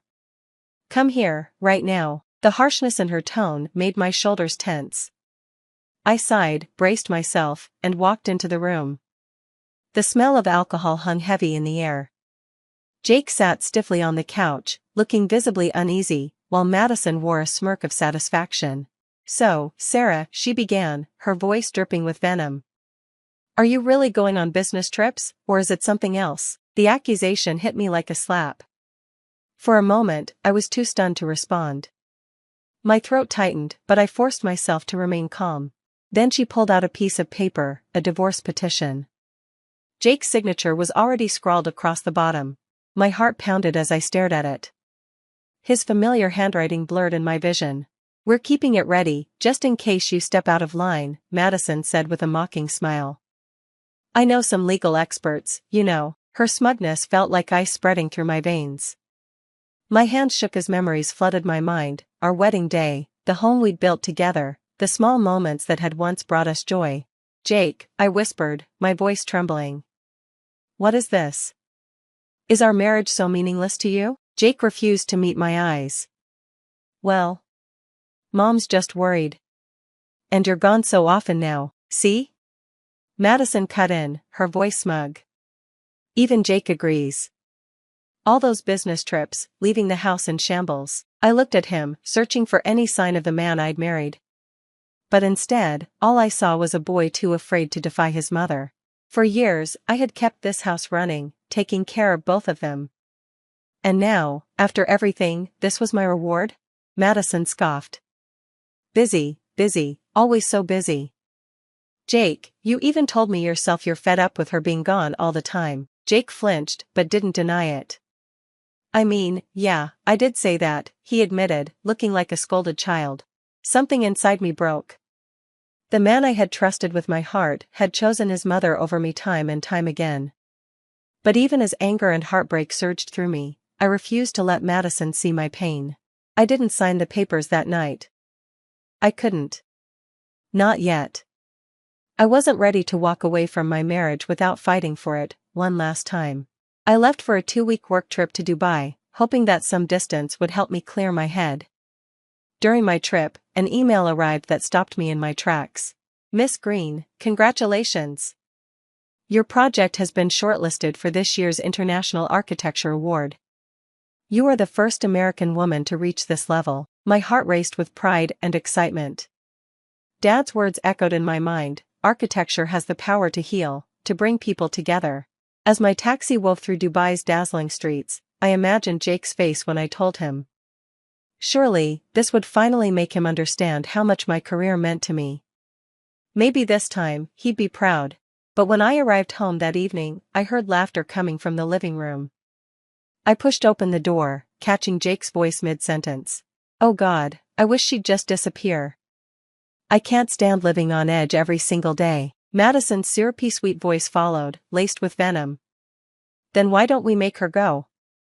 Don't worry, honey, I've got a plan. The suitcase in my hand felt suddenly heavy as their words sank in. My heart plummeted. I'd come home eager to share my triumph, only to find them plotting against me. My hands trembled as I stood frozen, unable to breathe. 10 years of my life had been poured into this family. 10 years of early mornings, late nights, weekends spent cooking and cleaning, making sure everyone else was happy. And now, they wanted to cast me out like I was nothing. I clutched the email on my phone, the award notification that should have been a moment of celebration. Their laughter echoed in the background, sharp and mocking, until a cold realization washed over me. This time, I wasn't just leaving. I was ending this chapter on my own terms. That night, while they slept, I packed up my essentials. I left behind anything tied to the past, the gifts, the memories, even my wedding ring.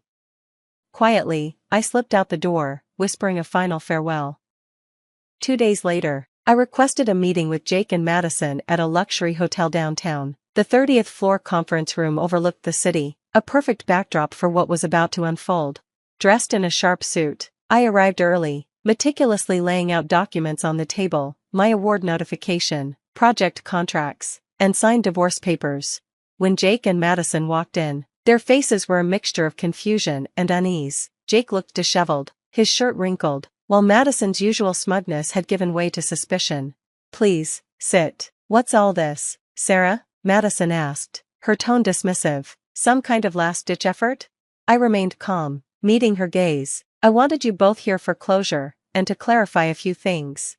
I slid the award notification across the table. I recently learned I'm a finalist for an International Architecture Award. It's one of the highest honors in my field. My father and I dreamed of this moment for years. Really? Madison sneered. You never mentioned it. I wanted to share it with my family, but you both made it clear where I stand. Reaching for my phone, I played the recording of their cruel words. The room filled with their voices, Jake's bitterness, Madison's venomous plotting.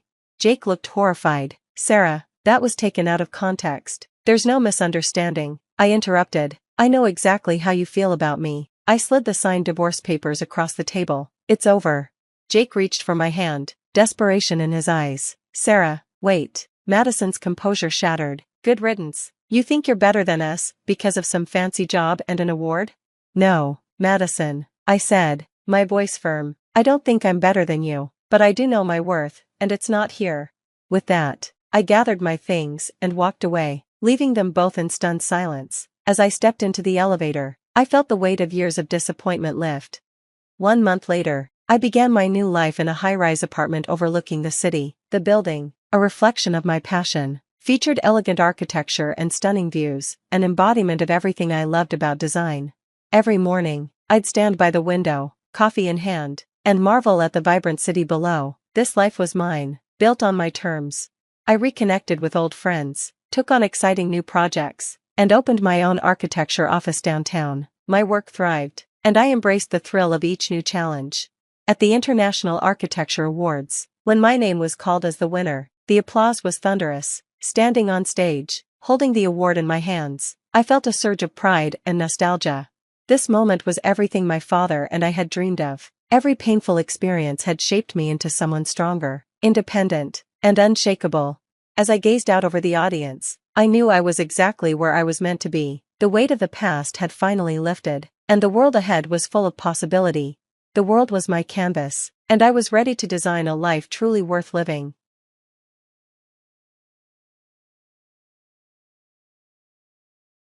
I am a 44-year-old woman, and I recently lost my husband, who passed away at the age of 48. We shared 20 years of life together, marrying twice during that time, first 12 years ago, and again 5 years ago. We had built a life filled with memories, but a few weeks ago, everything changed. He was diagnosed with cancer, and shortly after, he passed away. At first, I was in shock, overwhelmed by grief. The pain was immense, but over time, I began to come to terms with the loss. Now, I can reflect on our life together with a sense of calm, cherishing our memories while trying to move forward. Although I miss him terribly, I find some relief knowing he is at peace. In his final months, his suffering was unbearable, and I am grateful that he no longer has to endure that pain. Last week, we held his funeral. It was a bittersweet moment, a mix of relief that he was finally at rest and deep sadness over saying goodbye. Throughout our marriage, my relationship with my husband's family was complicated, to say the least. We had not been in contact with them for the past 8 years. My husband had decided to cut ties with his parents, a choice that stemmed from years of neglect and mistreatment. His parents viewed him only as a financial resource, showing little affection or consideration for him. On the other hand, they seemed to favor his younger sister, Cindy, who had long struggled with alcoholism. Despite everything, my husband remained kind and family-oriented, often forgiving their behavior. When we first started dating, he would defend them, saying, "They're family." But as our relationship grew stronger, he began to assert himself and express his feelings more openly. I encouraged him to value his own happiness, even if it meant distancing himself from those who treated him poorly. This shift caused tension between him and his parents, who blamed me for the changes in his behavior. Their hostility towards us only deepened over the years. One Christmas, we attended a family dinner as a gesture of goodwill, but it turned into a disaster. They spent the evening criticizing my husband's new business venture, claiming it was doomed to fail. The criticism was not only unwarranted but also hypocritical. Cindy had attempted a similar venture without the same level of preparation or effort. Their blatant favoritism and constant negativity led to a heated argument, after which we cut off contact entirely. For 8 years, my husband and I lived our lives without any interaction with his parents or Cindy. Even when my husband was diagnosed with cancer, they didn't reach out. That's why I was shocked when they showed up at his funeral. Seeing them after so many years stirred up a mix of emotions: anger, sadness, and confusion. Throughout the service, I kept my distance, watching them closely. After it ended, they approached me, claiming they wanted to talk. I thanked them for their condolences, but made it clear that I did not wish to have any further involvement with them.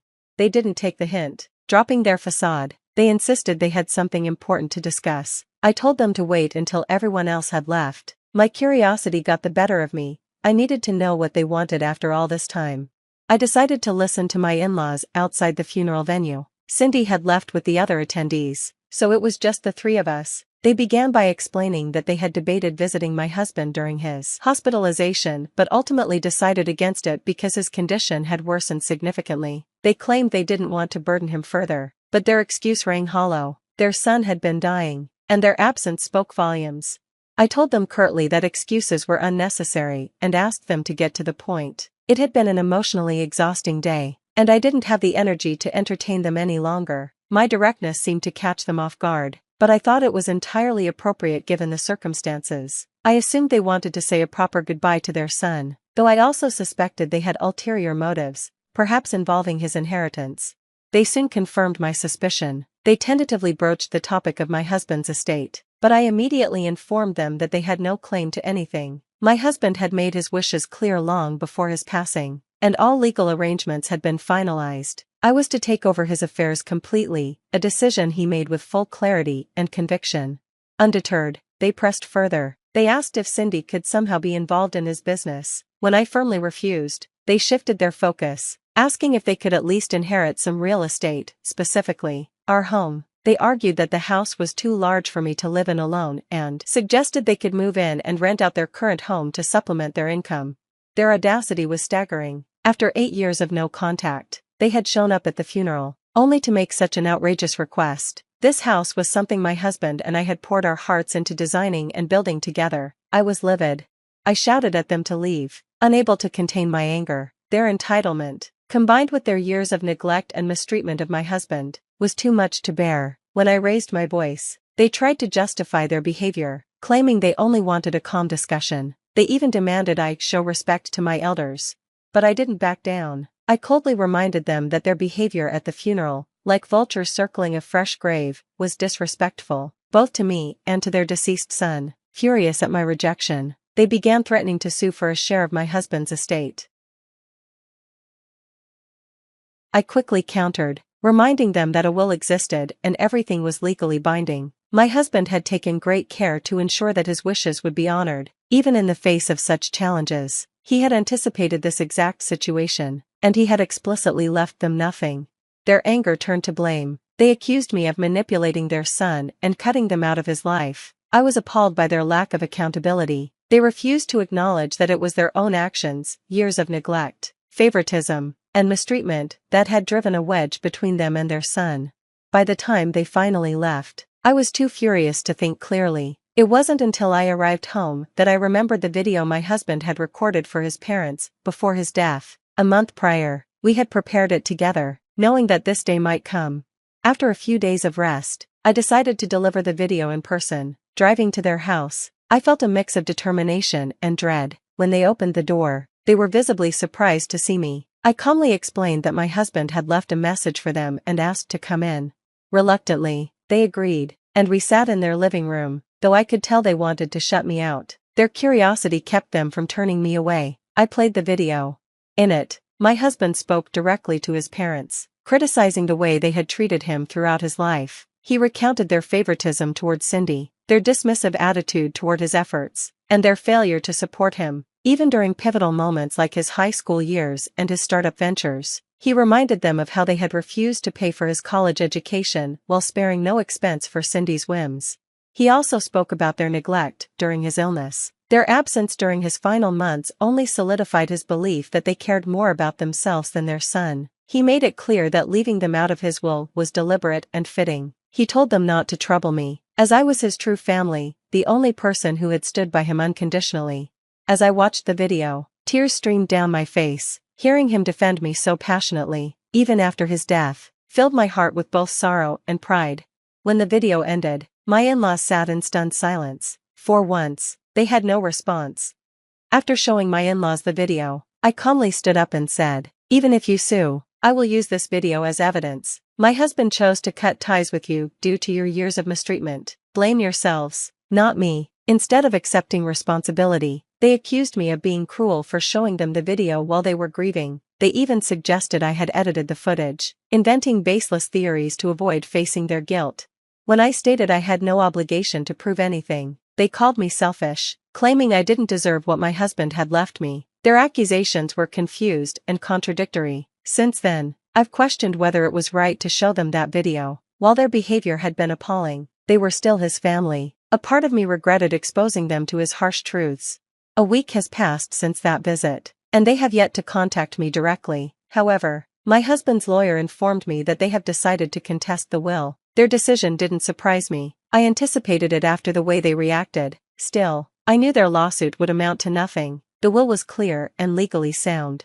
Surprisingly, I received an email from them shortly afterward. They claimed that my methods were wrong and insisted the video didn't justify denying them what they believed was their rightful inheritance. Their argument rested on the idea that, as blood relatives, they had a stronger claim than I did. They asserted rights not only to his property but also to his business. Knowing the court's deal in laws, not entitlement, I forwarded the email to my lawyer as potential evidence. My parents, who had moved in to support me during this challenging time, suggested they could talk to the in-laws to seek a peaceful resolution. I appreciated their kindness, but told them it wasn't necessary. I preferred the in-laws to proceed with their lawsuit and waste their resources. Amid these legal battles, I've been keeping busy with work, trying not to dwell too much on grief. My parents have been a tremendous help, taking care of household chores and offering constant emotional support. Their presence has been a blessing, allowing me to focus on honoring my husband's memory by ensuring the success of our business. 2 weeks after the in-laws contested the will, something unexpected happened. Cindy reached out. Receiving a message from her felt strange. Given our limited relationship and the animosity between her parents and me, she asked if she could visit, and though I was initially hesitant, I decided to hear her out. When Cindy arrived, she brought flowers and offered heartfelt condolences, apologizing for not expressing her grief at the funeral due to the chaos. Her demeanor was entirely different from the selfish and brash person I remembered from family gatherings. She shared that she had quit drinking years ago and had been working on improving herself. Eventually, she got to the point. Her parents were planning to escalate their efforts against me. They intended to fabricate a story that my husband had borrowed money from them to start his business, claiming I owed them repayment. Lacking legal grounds to sue, they planned to smear my reputation on social media. Cindy warned me, apologizing for her parents' behavior and expressing regret for not reaching out to her brother sooner. She broke down in tears, mourning the lost opportunity to reconcile with him.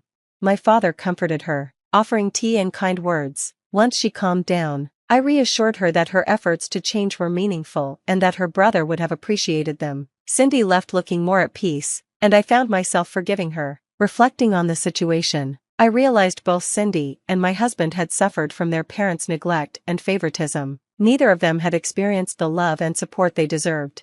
I informed my lawyer about Cindy's warning and decided not to act immediately. Instead, we would wait for the in-laws to follow through on their social media threats, using any defamatory posts as evidence in court.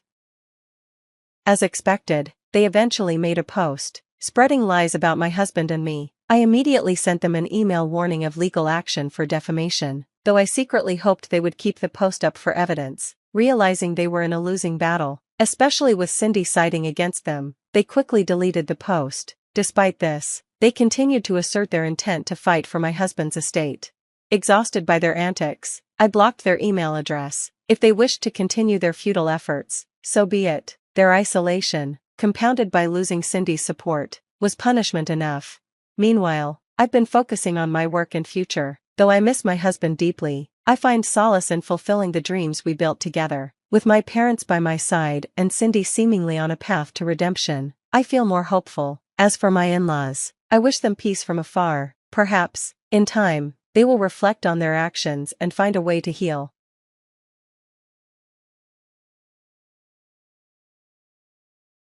On my sister's wedding day, they truly went all out, but not for me. They seated me at a large round table, all alone, as if to say that a factory worker with a high school diploma didn't belong anywhere else. It was painfully obvious, and I could feel the isolation creeping in as I sat there. Then, a man quietly approached with a plate of food and a drink. "Excuse me, would it be all right if I join you?" he asked. I nodded. "My name is Mary," I said. "I work the night shift at a factory. I'm 21. Working the night shift was common where I worked, but being a high school dropout made me an exception. I wasn't a bad student and didn't dislike studying, but I couldn't attend high school because my parents, especially my mother, refused to let me go. No matter how much I begged or how my teachers tried to persuade her, my strong-willed mother dismissed it, saying it was a waste of money. My older sister, Chelsea, was the pride of the family, smart, successful, and adored by my parents. They showered her with love and financial support while treating me like a servant. I worked to contribute my earnings to the household, yet it was never enough. "Mary, make dinner before your sister gets home. She'll be here early today," my mother would command. Every day, I returned from my night shift around 7 a.m., sometimes even later if I had overtime. Exhausted, I was still expected to cook breakfast and clean before I could sleep. When I finally managed to rest, I'd be woken up by 4 p.m. to prepare dinner. "I just worked all night," I once protested. "Can't I sleep a bit longer?" My mother's response was cutting. "You're just a high school dropout who works in a factory. Your sister has an important job at a prestigious company. Why can't you cook? You're home all day, lounging around." When I dared to argue, she would explode. "I'm your mother, you don't get to talk back to me." Despite being a stay-at-home mom, she left all the housework to me, spending her days enjoying lunch outings and karaoke with friends. My father, although aware of the unfairness, was too passive to intervene. "I tried once, but your mom doesn't listen to anyone. It's best to just give up," he told me. I'll never forget the day I begged my father to let me go to high school. His response crushed me. "Who do you think you are to ask for more? We did our job as parents by making sure you finished compulsory education." This was my life. Every evening, I hurried off to my factory job, trying to avoid crossing paths with Chelsea. If we met, she'd mock me with cutting remarks. "Oh, heading off to your night shift? Must be tough working nights at a factory, but I guess that's what you get for dropping out of high school," she'd say with a smirk. It wasn't just the work or the insults that kept me tethered to that house, it was Susie, my cat. Chelsea had begged for a pet years ago, but when she lost interest, I took on the responsibility of caring for Susie. My mother, of course, stopped caring about her as soon as Chelsea did. Susie became my one source of comfort. Every morning when I returned from work, she greeted me at the door. On days when she didn't, I'd find her curled up in my bed, waiting. During my toughest moments, when I cried over the cruelty of my family, Susie stayed by my side, purring as if to console me. I wanted to leave so many times, but my mother's threats held me back. You can't live on your own. You're a high school dropout. And by the way, you're not taking Susie with you. If you try, I'll dump her in the mountains. She said it so often that I believed her. I couldn't imagine life without Susie, so I stayed. The only other light in my life was Harry, a co-worker at the factory. He was 23 and kind-hearted, someone who had faced his own hardships but worked hard to turn his life around. Harry always made me feel valued. "Mary, you're hardworking, kind, and thoughtful. Everyone here respects you," he would say, lifting my spirits. Our dates were simple, most often at his apartment with Susie in tow. The three of us would spend hours together, and Harry and Susie got along so well it made me laugh. "Susie, take care of Mary for me, okay?" Harry would say, and Susie would meow as if she understood. But back at home, things remained the same. One day, Chelsea walked in grinning, holding a massive bouquet of roses. "Look at this," she exclaimed. "Isn't it amazing?" It was so large it covered her entire upper body. Despite myself, I asked, "Wow, what's the occasion?" "My boyfriend proposed. We're getting married," she declared, her voice dripping with pride. She went on to gush about her fiancé, a wealthy, handsome coworker. "You wouldn't know what it's like to meet someone like that. Not when you're a high school dropout working night shifts at a factory," she added, smirking. Listening to her boast, I realized how foolish I was to expect anything different. Trying to keep my exhaustion and irritation hidden, I forced a smile. "That's great. Congratulations. Sorry, I've got to get going now." Yeah, run along and work hard, okay?" my sister called out mockingly as I headed for the door. "Oh, and just so you know, my fiancé is coming over tomorrow." I rolled my eyes, leaving her gloating behind. The next evening, I deliberately worked late, hoping to avoid meeting her fiancé, but as I stepped through the front door, there they were, Chelsea and a tall, well-dressed man standing in the living room. "Oh, welcome home, high school dropout," my sister greeted me with exaggerated cheerfulness. "Let me introduce you. This is Brian, my fiancé." Forcing politeness, I replied, "Nice to meet you. I'm Mary, Chelsea's sister. Sorry about my appearance. I just got back from work." Brian gave me a once-over, his eyes lingering on my factory uniform. His judgment was palpable. "Oh, I see," he said, his smile cold and condescending. "Chelsea told me you're a high school dropout working in a factory. It definitely suits you." My heart sank. He was just like her, arrogant and dismissive. Chelsea linked her arm through his, grinning like she was showing off. "Sorry about her. She's always like this," she said, waving her hand as if dismissing my entire existence. Brian chuckled. "I'm a forgiving person, but maybe you could at least try to look presentable, Mary." Their smugness was suffocating, but I knew better than to respond. "I'm sorry, I'll try harder next time. Excuse me, I'll go rest now." I turned away, ignoring their mocking smirks, and headed upstairs to find some comfort in Susie, my cat. But when I reached my room, something felt off. Susie wasn't there. "Susie?" I called, searching every corner of the room. There was no response. Panic set in as I rushed back downstairs, only to see my parents arriving home. "Where's Susie?" I asked, my voice trembling. "She's not in my room." "Oh, that," my mother said nonchalantly, brushing off the scratches on her hand. "We took Susie out in her carrier and left her in the mountains." Her words didn't register at first. "What did you just say?" "Brian is allergic to cats," she said matter-of-factly. "We had to get rid of her." My mind went blank. "You abandoned her? In the mountains? How could you?" "Oh, don't be so dramatic," my mother scoffed. "We couldn't let some cat ruin your sister's wedding."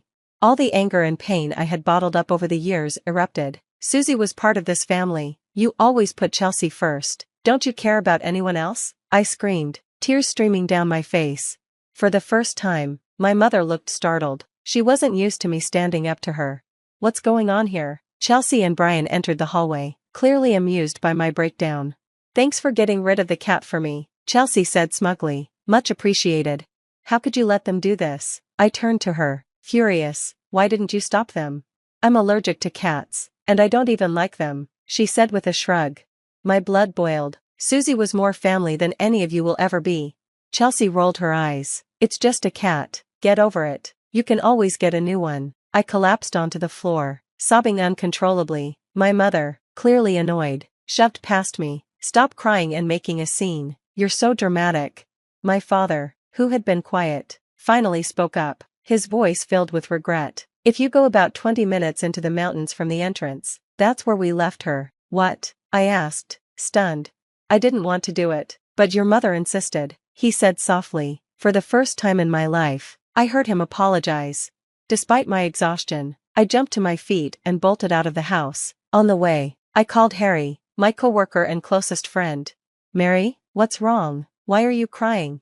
Susie, I choked out through sobs. They abandoned Susie in the mountains. Are you serious? Where are you? I'm coming right now. By the time I reached the edge of the mountain trail, Harry was there, breathless but determined. Let's find her, he said, handing me a bottle of water. We searched for hours, calling Susie's name into the darkness. The mountain was eerily quiet, and there was no sign of her anywhere. Finally, I collapsed to my knees, tears streaming down my face. She's gone. Harry, I can't find her. Harry knelt beside me, his voice calm but firm. It's too dark now, Mary, we'll come back tomorrow. He helped me back to his car, and we drove home in silence. As we pulled up to my house, my family was outside, laughing and chatting with Brian. Oh, look, the dropout's back, Chelsea sneered. What happened to your face? You look awful. Their laughter felt like knives. My anger reignited. How dare you laugh? This is all your fault. Still going on about that cat? My mother scoffed. You're being ridiculous. She's just a cat, Chelsea added with a smirk. You're so dramatic.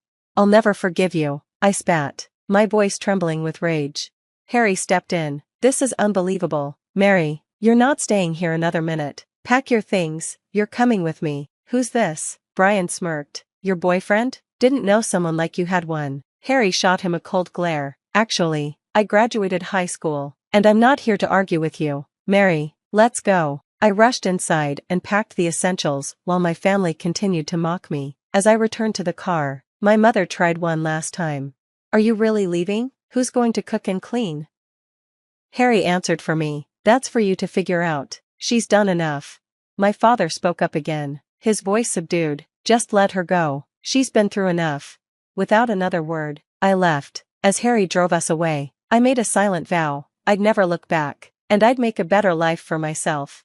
Harry let me stay with him until I found a place of my own. My coworkers rallied around me, offering support, especially our boss, who was an animal lover. With their help, and Harry by my side, I began to rebuild my life.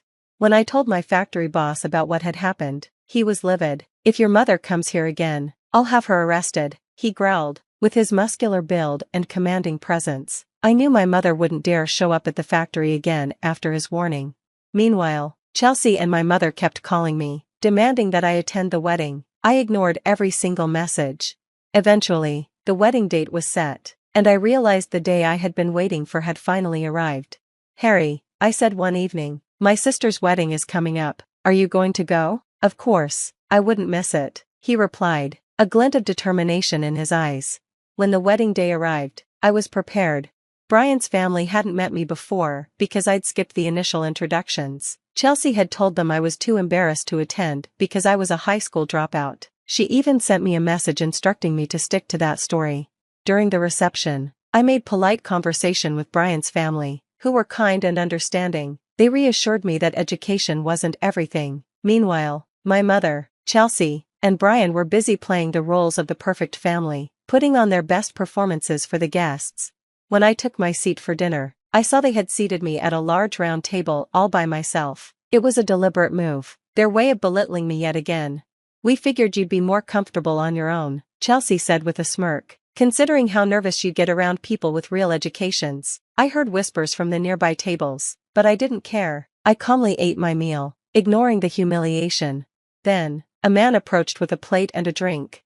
Excuse me, he said, may I join you? I don't mind, I replied. Thank you, my name is Paul, I'm the CEO at Brian and Chelsea's company. Startled, I greeted him politely. Thank you for everything you've done for them. No need for that, he said, smiling. But if I'm not mistaken, do you work at a factory? Caught off guard, I nodded. Yes, I do. Have we met before? Not directly, he said, but I visited your factory and read about your team's work in an industry magazine. Your project about improving pet happiness was very impressive. I felt a swell of pride. Thank you. We've been working hard on that project. It's a passion of mine. Paul's expression softened. Are you a cat person by any chance? I am, I said, smiling. I've always loved cats. My own cat, Susie, means the world to me. He showed me a picture of his cat on his phone. It was the same breed as Susie. Feeling a connection, I decided to tell him the truth.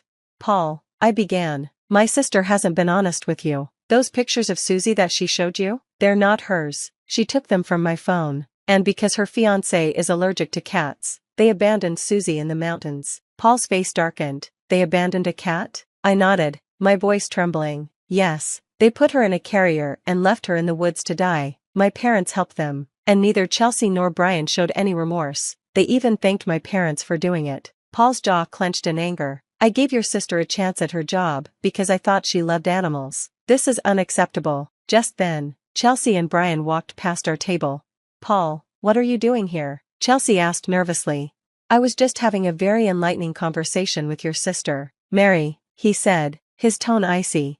Oh, well, I hope she wasn't bothering you, Chelsea said with a forced laugh. She's not very sophisticated. Paul frowned. Actually, you're wrong. Mary's work at the factory is impressive, far more so than anything you or Brian have shared with me. Chelsea's face went pale. You must be mistaken, she stammered. Mary's just a high school dropout. Maybe, Paul replied, but she has far more integrity and talent than either of you. And now I know the truth about Susie. Brian stepped in, trying to save face. Look, it's just a cat. Why are we making such a big deal about it? Paul's voice rose, drawing the attention of nearby guests. Just a cat? A living being? You abandoned an animal, and you think it's no big deal? I seized the moment. Actually, I have proof, I said, pulling out my phone. I played the recording I'd made of my family discussing their plan to abandon Susie.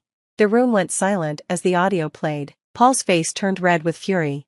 I can't believe what I'm hearing, he said. Chelsea, Brian, you've both been lying to me. I trusted you, and you betrayed that trust. You don't deserve the positions you hold in my company. Chelsea panicked. Paul, please don't do this. I need this job. You should have thought of that before abandoning a living creature, he snapped. Then he turned to me. Mary, I'd like to discuss your project further. Please contact me after the wedding. With that, Paul walked away, leaving Chelsea and Brian humiliated. Their wedding was in shambles. I stood up, smiled, and said, congratulations on the wedding. I hope you two are very happy together. Then I walked out without looking back.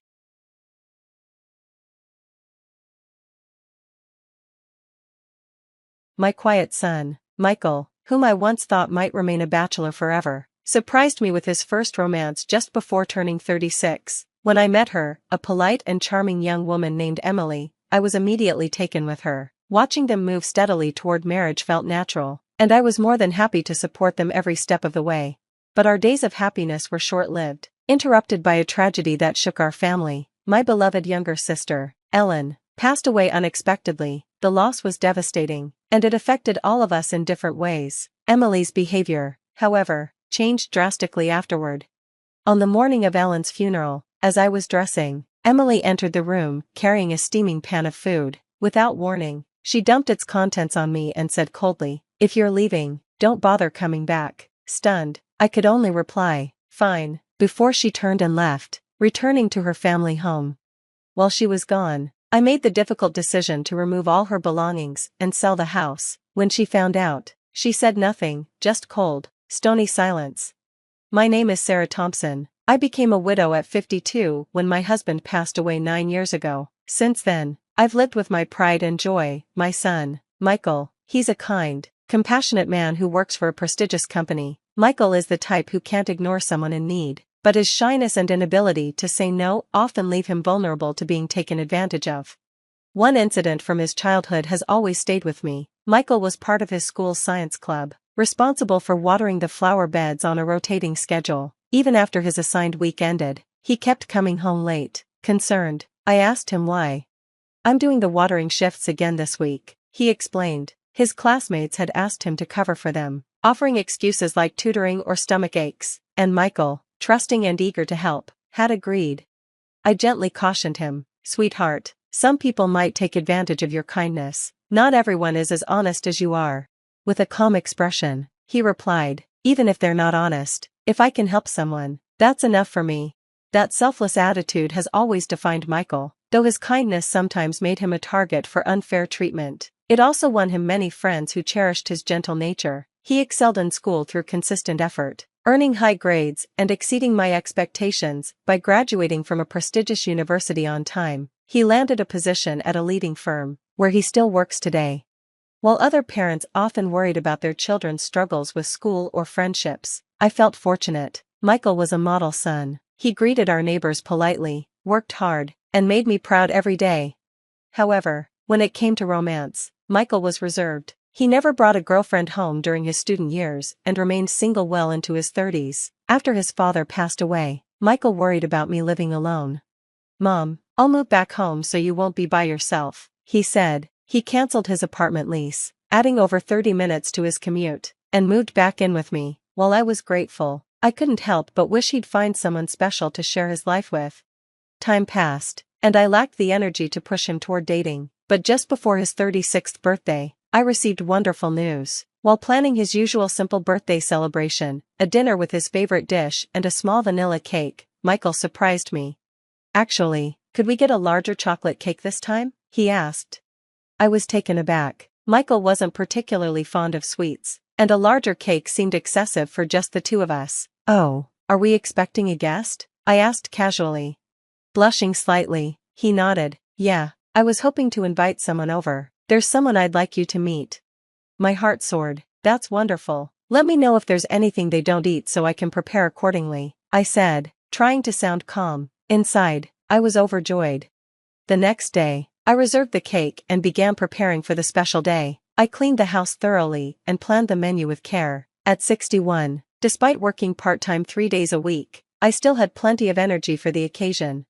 The day arrived quickly. Michael brought home a charming 29-year-old woman. At the doorway, she bowed slightly and introduced herself with a warm smile.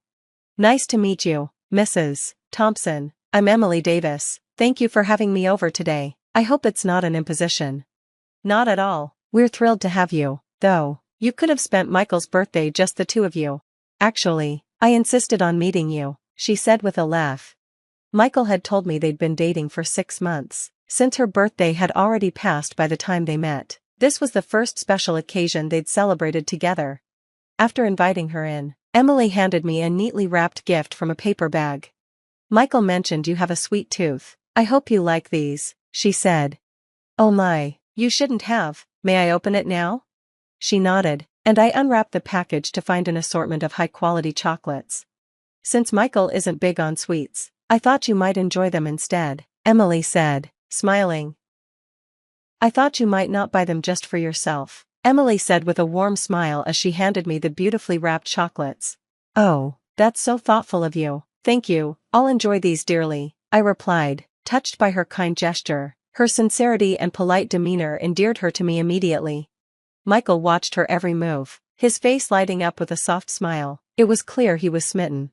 We moved to the dining table, and our small birthday celebration began in a warm and lively atmosphere. Since my husband's passing, meals had been simple, and the table often felt too big for just the two of us. But tonight, with Emily at the table and a spread of dishes before us, the house felt lively and full again.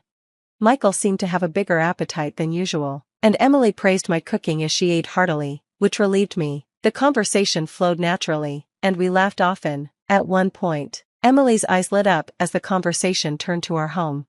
"I hope I'm not being too forward, but I was so excited to see your house," she confessed. "I insisted Michael bring me here." "Not at all," I replied. "We're happy to have you." "Oh, this house is beautiful. It's older, but the design feels modern and sophisticated," she said enthusiastically. "I've always loved looking at real estate ads since I was little, and nowadays, flipping through home magazines is one of my hobbies. Homes like this are so rare to come across." To us, it was just our familiar home, but Emily's excitement was genuine, and she spoke with a fervor that contrasted her earlier calm demeanor. Michael chuckled softly, clearly accustomed to this side of her after 6 months of dating. I'm pretty boring and don't really have hobbies, he admitted, but I find her passion really charming. He looked at her with such adoration that I held back from interjecting, not wanting to disrupt their sweet moment. I was simply overjoyed to see Michael so happy after all these years. From that first meeting, Emily and I got along well. Their relationship progressed smoothly, and 6 months later, they decided to get married. Even before their engagement, Emily grew fond of our home. She began visiting every other date and eventually proposed that we all live together after the wedding. Initially, I hesitated, worried I might intrude on their new life as a couple. "Are you sure you want to live together? I wouldn't want to get in the way," I said. "You're very important to me as well," Emily replied earnestly. "Please, I'd love for us to live together." Moved by her genuine expression and words, I agreed. "I'm thrilled. It feels like I'm gaining a daughter," I said, tears welling up in my eyes. "Let's always be honest with each other to avoid any stress. If anything ever bothers you, please tell me." "Thank you," Emily said, her voice filled with emotion. "I'm so happy to be accepted, not just by Michael, but by you as well. I'm truly fortunate." It was the ideal relationship between a mother-in-law and daughter-in-law, the kind I had always dreamed of but never thought possible for my shy son. I was confident we'd have a harmonious life together. The first 3 months of living together were just as I'd hoped. Emily was thoughtful and respectful, even with her demanding full-time job, which required a long commute of over an hour each way. Michael and Emily both worked full-time, while I continued my part-time job 3 days a week. With more free time on my hands, I offered to manage dinners. "Since I have extra time, would it be alright if I handled the cooking?" I asked hesitantly, unsure if Emily might prefer to cook for her husband herself. Emily smiled warmly and shook her head. "Oh no, that's wonderful. I appreciate it so much. Your cooking is delicious, and I often get home too late to make dinner myself." Reassured, I began preparing not only dinner but also lunches for Michael and Emily. I took on more of the cleaning, too, avoiding their laundry out of respect for their privacy. In the beginning, Emily joined me in the kitchen every morning to help with breakfast, always thanking me for my efforts. But gradually, her routine changed. She stopped coming downstairs early, and I assumed the long commute was exhausting her. Without her company, I continued making breakfast alone. Then, one morning, Emily casually sat down at the table, already set for two. "Since it's not your workday, I'll go ahead and have your portion," she said, eating the breakfast I had prepared for myself before leaving for work. I was caught off guard but didn't say anything. The next day, she did the same, so I began making 3 portions instead of 2. Soon after, Michael and Emily decided to sleep in separate bedrooms. "I can't sleep well without my own space," Emily explained. They each took their own room, and I moved into the smaller spare room while they shared the master bedroom, the largest in the house. Emily continued eating the lunches I packed and returning the containers, but her attitude at dinner changed. She silently ate without offering to help with the dishes, then retreated to her room, leaving me to tidy up alone. The once lively and joyful meals began to feel hollow. Noticing the shift, Michael started helping me more, preparing breakfast, cleaning the bathroom, and lightening my load. "If you don't want to do housework, I'll take care of it," he told Emily gently one evening. "But could you at least try not to look so unhappy all the time?" Emily didn't respond, and their conversations became strained. During this time, my only sister, whom I cherished deeply, was hospitalized, having lost both parents. My family now consisted only of Michael and her. I rushed to the hospital as soon as I received the news, informing Michael and Emily on my way. Michael left work immediately to join me, but Emily's response was indifferent. Michael sat beside me in the waiting room, holding my hand and offering comfort as we waited. Nurses and doctors moved briskly in and out of the emergency room, the flurry of activity heightening my anxiety. Finally, a doctor emerged with news. "I'm sorry to inform you, but your sister has passed away." The words hit me like a blow. My heart sank, and Michael and I cried together, overwhelmed by grief. My sister had been a constant presence in Michael's life, almost like a second mother, and her passing deeply affected him. In that moment, I hoped Emily might step in to offer Michael some comfort. Sadly, my hope was misplaced. When Michael called Emily to share the news, her response was cold and detached. "Mom," Michael said, voice trembling, "Emily says she's not coming. She even said this has nothing to do with her and that she won't attend the funeral." Hearing this, I was stunned. How could she say that? This is family. My heart broke, and Michael, already grieving, was brought to tears by her insensitivity. As my sister had remained single all her life, the responsibility of making funeral arrangements fell to me. With Michael's support, we were already overwhelmed with sorrow, and Emily's attitude only added to our burden. For the next 3 days, we focused solely on preparing for the funeral, trying to set aside the pain caused by her indifference. The day before the funeral, I decided to address the situation with Emily. "Emily," I said gently, "I understand if you don't want to attend the funeral, but I'll be staying at my sister's house for a while to handle her affairs. Please look after the house while I'm gone." She didn't respond, her silence a stark contrast to the support I'd hoped for. I left, packing my things for the funeral. Michael had already taken his clothes to my sister's house, planning to meet me there. Suddenly, I heard the door open behind me without a knock. Emily entered the room, carrying a pot of hot oil.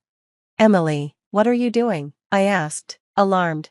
Her smile was icy as she approached. Without warning, she tipped the pot toward me. I managed to dodge most of the scalding oil, but the bottom of my dress was splattered, and pieces of seafood from the pot clung to the fabric, leaving painful burns where they touched. "Why?" I gasped, stunned by her actions. Emily just laughed, her voice dripping with sarcasm.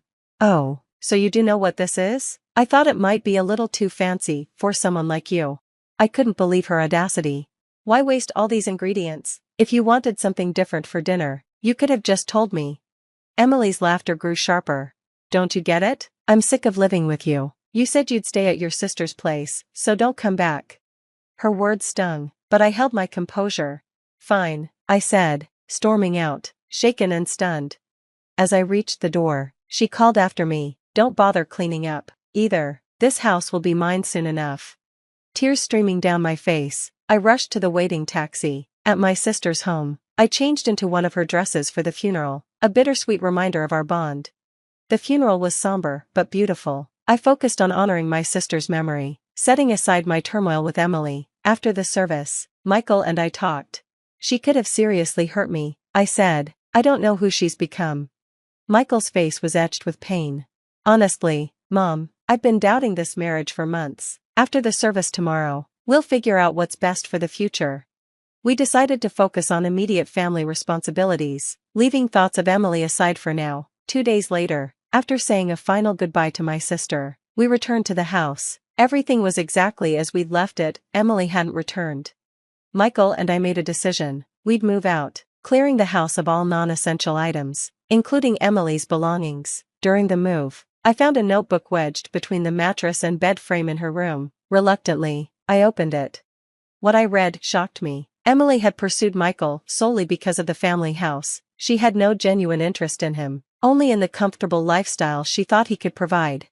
Armed with this clarity, we moved forward. Within days, we packed, sold the house through a real estate agency, and relocated to my sister's place. The pace of our actions kept us focused, a small blessing amidst our grief.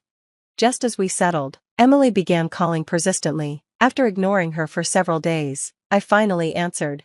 "So, what's the big idea?" "I come back, and the locks are changed," she snapped. "I'm no longer in that house, Emily," I replied. "We sold it. I'm living at my sister's now." "What, you sold it? That was supposed to be mine." Her voice erupted in fury. It was clear reasoning with her over the phone was futile, so Michael and I arranged to meet her in person, joined by her father, Tom. In person, Emily's facade crumbled. "So, you only married me to live in a house like ours, didn't you?" Michael asked, his voice calm but firm. Emily didn't deny it. "Yes," she admitted, "I grew up in a tiny apartment. When I met you, I thought, why not?" Tom looked deeply uncomfortable, hearing his daughter's admission. "I see," Michael said. "You were never really interested in me. Let's proceed with the divorce." Emily's indifference was staggering. She even confessed to stealing one of Michael's architectural idea books, sharing it with another architect. Her betrayal was complete when we confronted her about an affair, supported by photos from a private investigator. "You've cost yourself everything, Emily," I said. Emily deflected, her voice bitter. "You're all just bitter. Selling the house was spiteful." "No," I replied calmly, "that house was never for you. Michael designed it, and he would have wanted it sold." The divorce was finalized swiftly, with Michael seeking no financial settlement. He just wanted a clean break. Though Emily continued calling for a while, we didn't engage. We chose to move forward, embracing peace and leaving her toxicity behind. In time, I knew Michael would find someone who truly valued him. Until then, we remained resilient, a family bound by love and strength, moving forward together.